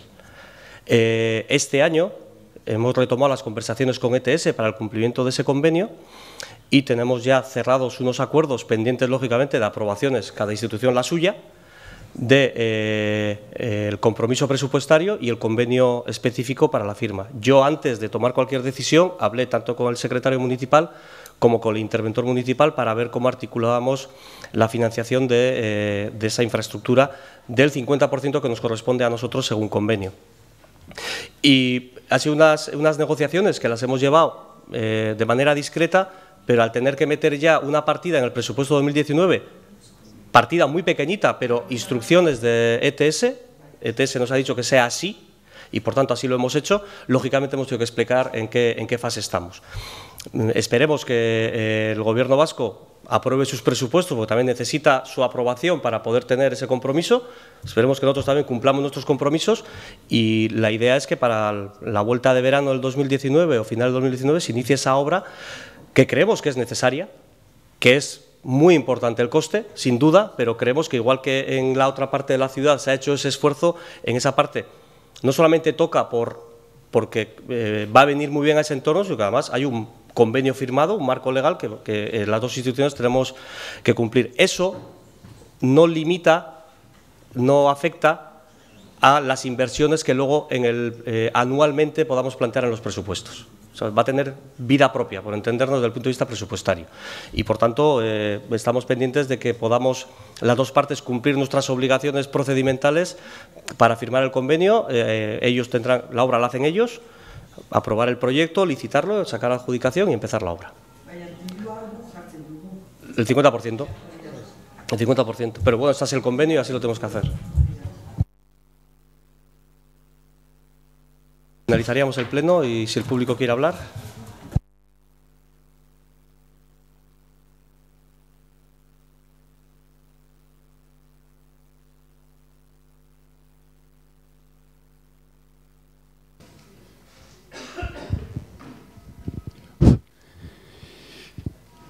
Buenas tardes o buenas noches a todos y todas. Soy Juan Luis Tueros, presidente de la Asociación de Vecinos de Chonta, La Plazoleta. La Asociación de Vecinos de Chonta, La Plazoleta se ha visto en la necesidad de presentar una moción para solicitar el uso del aula de la Oficina de Información y Formación instalada en Chonta, para realizar reuniones destinadas a la rehabilitación, adecentamiento y formación en el barrio. El espacio se ha puesto en marcha con parte de los fondos de 2,3 millones de euros que el Gobierno vasco ha destinado para la rehabilitación de 17 edificios de viviendas de Chonta. La negativa del Gobierno municipal al uso del espacio para las reuniones de las comunidades de vecinos y asociaciones del barrio de Chonta no es fácil de entender por los residentes, ni por lo visto y oído en este pleno ordinario por el resto de formaciones políticas.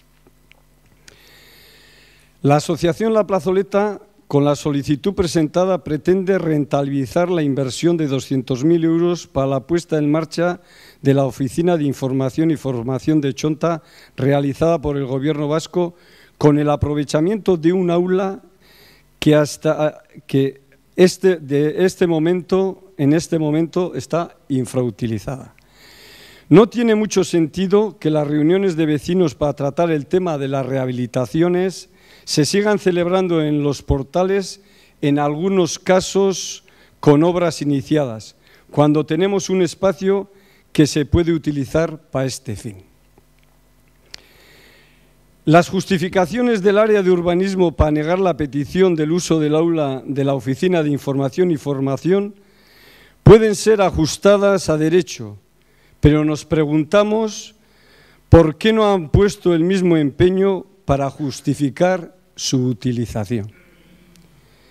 El no demostrar generosidad exhibiendo únicamente el músculo de la autoridad y olvidando el irreparable daño infligido durante 14 años a los residentes de Chonta, evidencia que la imagen de voluntad de dar solución a la problemática del barrio que quiere ofrecer el Gobierno municipal dista mucho de la realidad. Es bastante triste y deprimente que tras 2 sentencias del Tribunal Superior de Justicia del País Vasco que ratifican las ilegalidades cometidas e incapacidad demostrada para llevar a cabo el proyecto de regeneración del barrio de Chonta, no faciliten las cosas a los vecinos y asociaciones que han venido trabajando y siguen trabajando para adecentar el barrio y mantener la memoria histórica de su pasado industrial. Tenemos una oportunidad única e irrepetible todos los eibarreses de que el barrio de Chonta conserve una imagen industrial que la ciudad está perdiendo. El del Eibar donde el trabajo es arte y el de Eibar Ciudad Taller, que quedará solo en el vocabulario y relato popular.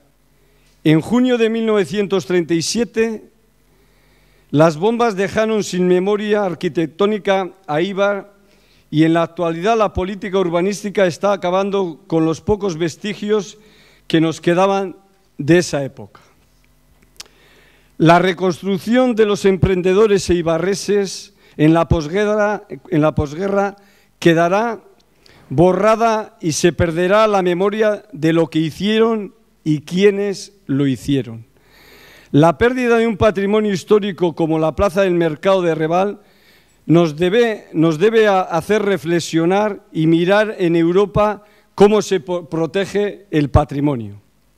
Y ya, amaitxiko dut, Bernardo Atxaga, refiriéndose al barrio de Chonta, dijo: bizitzak seinaleak uste ditu pasaeran, etxe bat hemen, taller bat han, bide bat arango, kentxe badira lurra deborakin gabe geratzen da eta desertu bihurtzen animarik gabeko leku.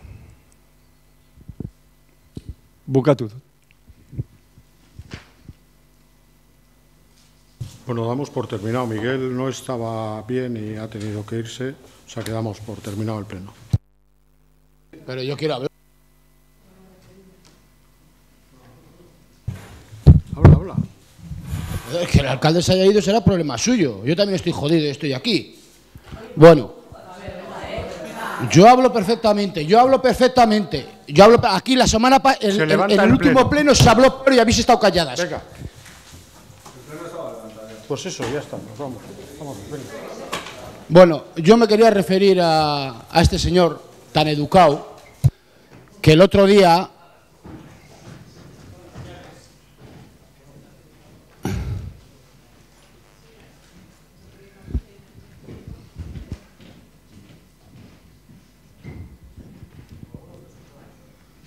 bueno, pues sí, yo lo voy a hablar, voy a decirlo.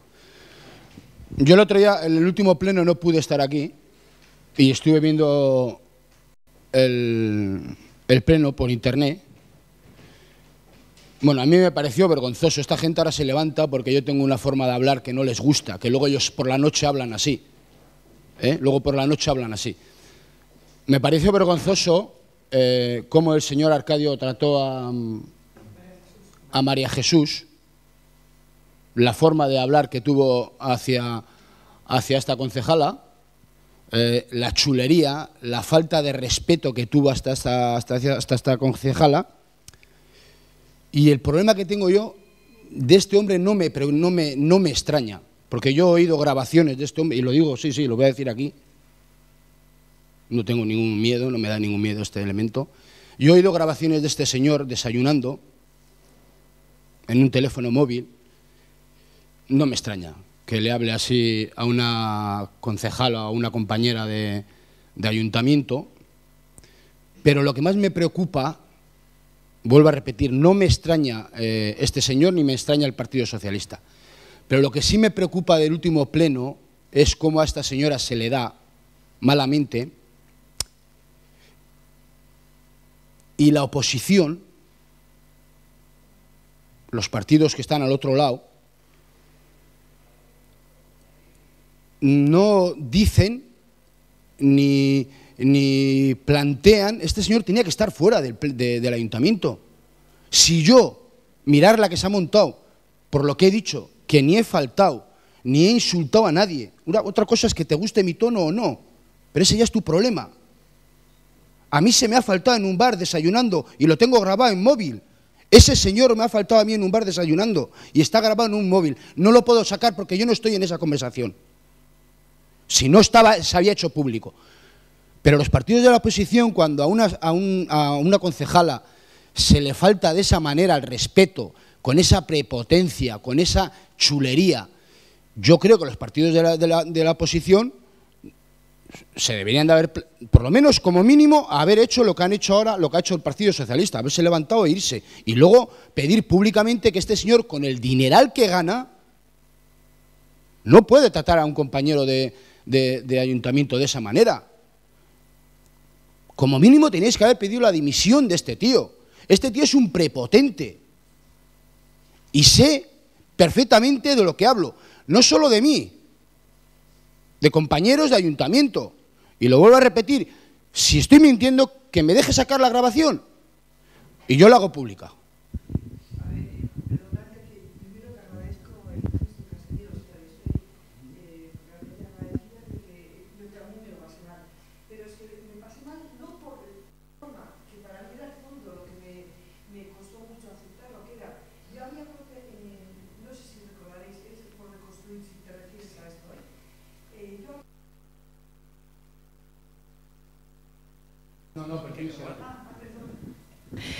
Sí, que yo había dicho en aquel momento que ya que lo del famoso refugio de las monjas, bueno, que ya esto huele, iba a decir, porque llevamos tantos años repitiéndolo, no podía llevarse a cabo y porque ya la cosa iba en otra dirección, que por qué no hacer una propuesta del mercado de Ipurúa, que para nosotros nos parecía muy bueno. Y la respuesta fue... No, bueno, la forma desde luego no fue acertada, pero es que además el fondo es cuando dijo que eso iba a estar dedicado a locairus o por lo menos viviendas de jóvenes. No se había en ningún momento ni siquiera mencionado, yo estoy, ya sabéis, en todas esto, y que no... No, y fue sobre todo, el tono, desde luego, desapropiado del todo, pero es que luego el fondo es cuando yo me quedé sin palabras, o sea, yo digo, pero ¿cómo este tío ahora dice esto? Si ni siquiera hemos ni intuido que podía ir por ahí el tema, cuando nosotros además entendemos que no es lo apropiado, pero fue... para mí, y te agradezco porque me has hecho recordar aquel momento, sí me costó digerirlo, la verdad. Bueno, yo por último, para acabar, 30 segundos. Yo le quería preguntar al alcalde, que hace unos meses dijo aquí que si la Sociedad Deportiva Eibar no hacía la Ciudad Deportiva en Eibar, que se plantearía la subvención de 200.000 euros.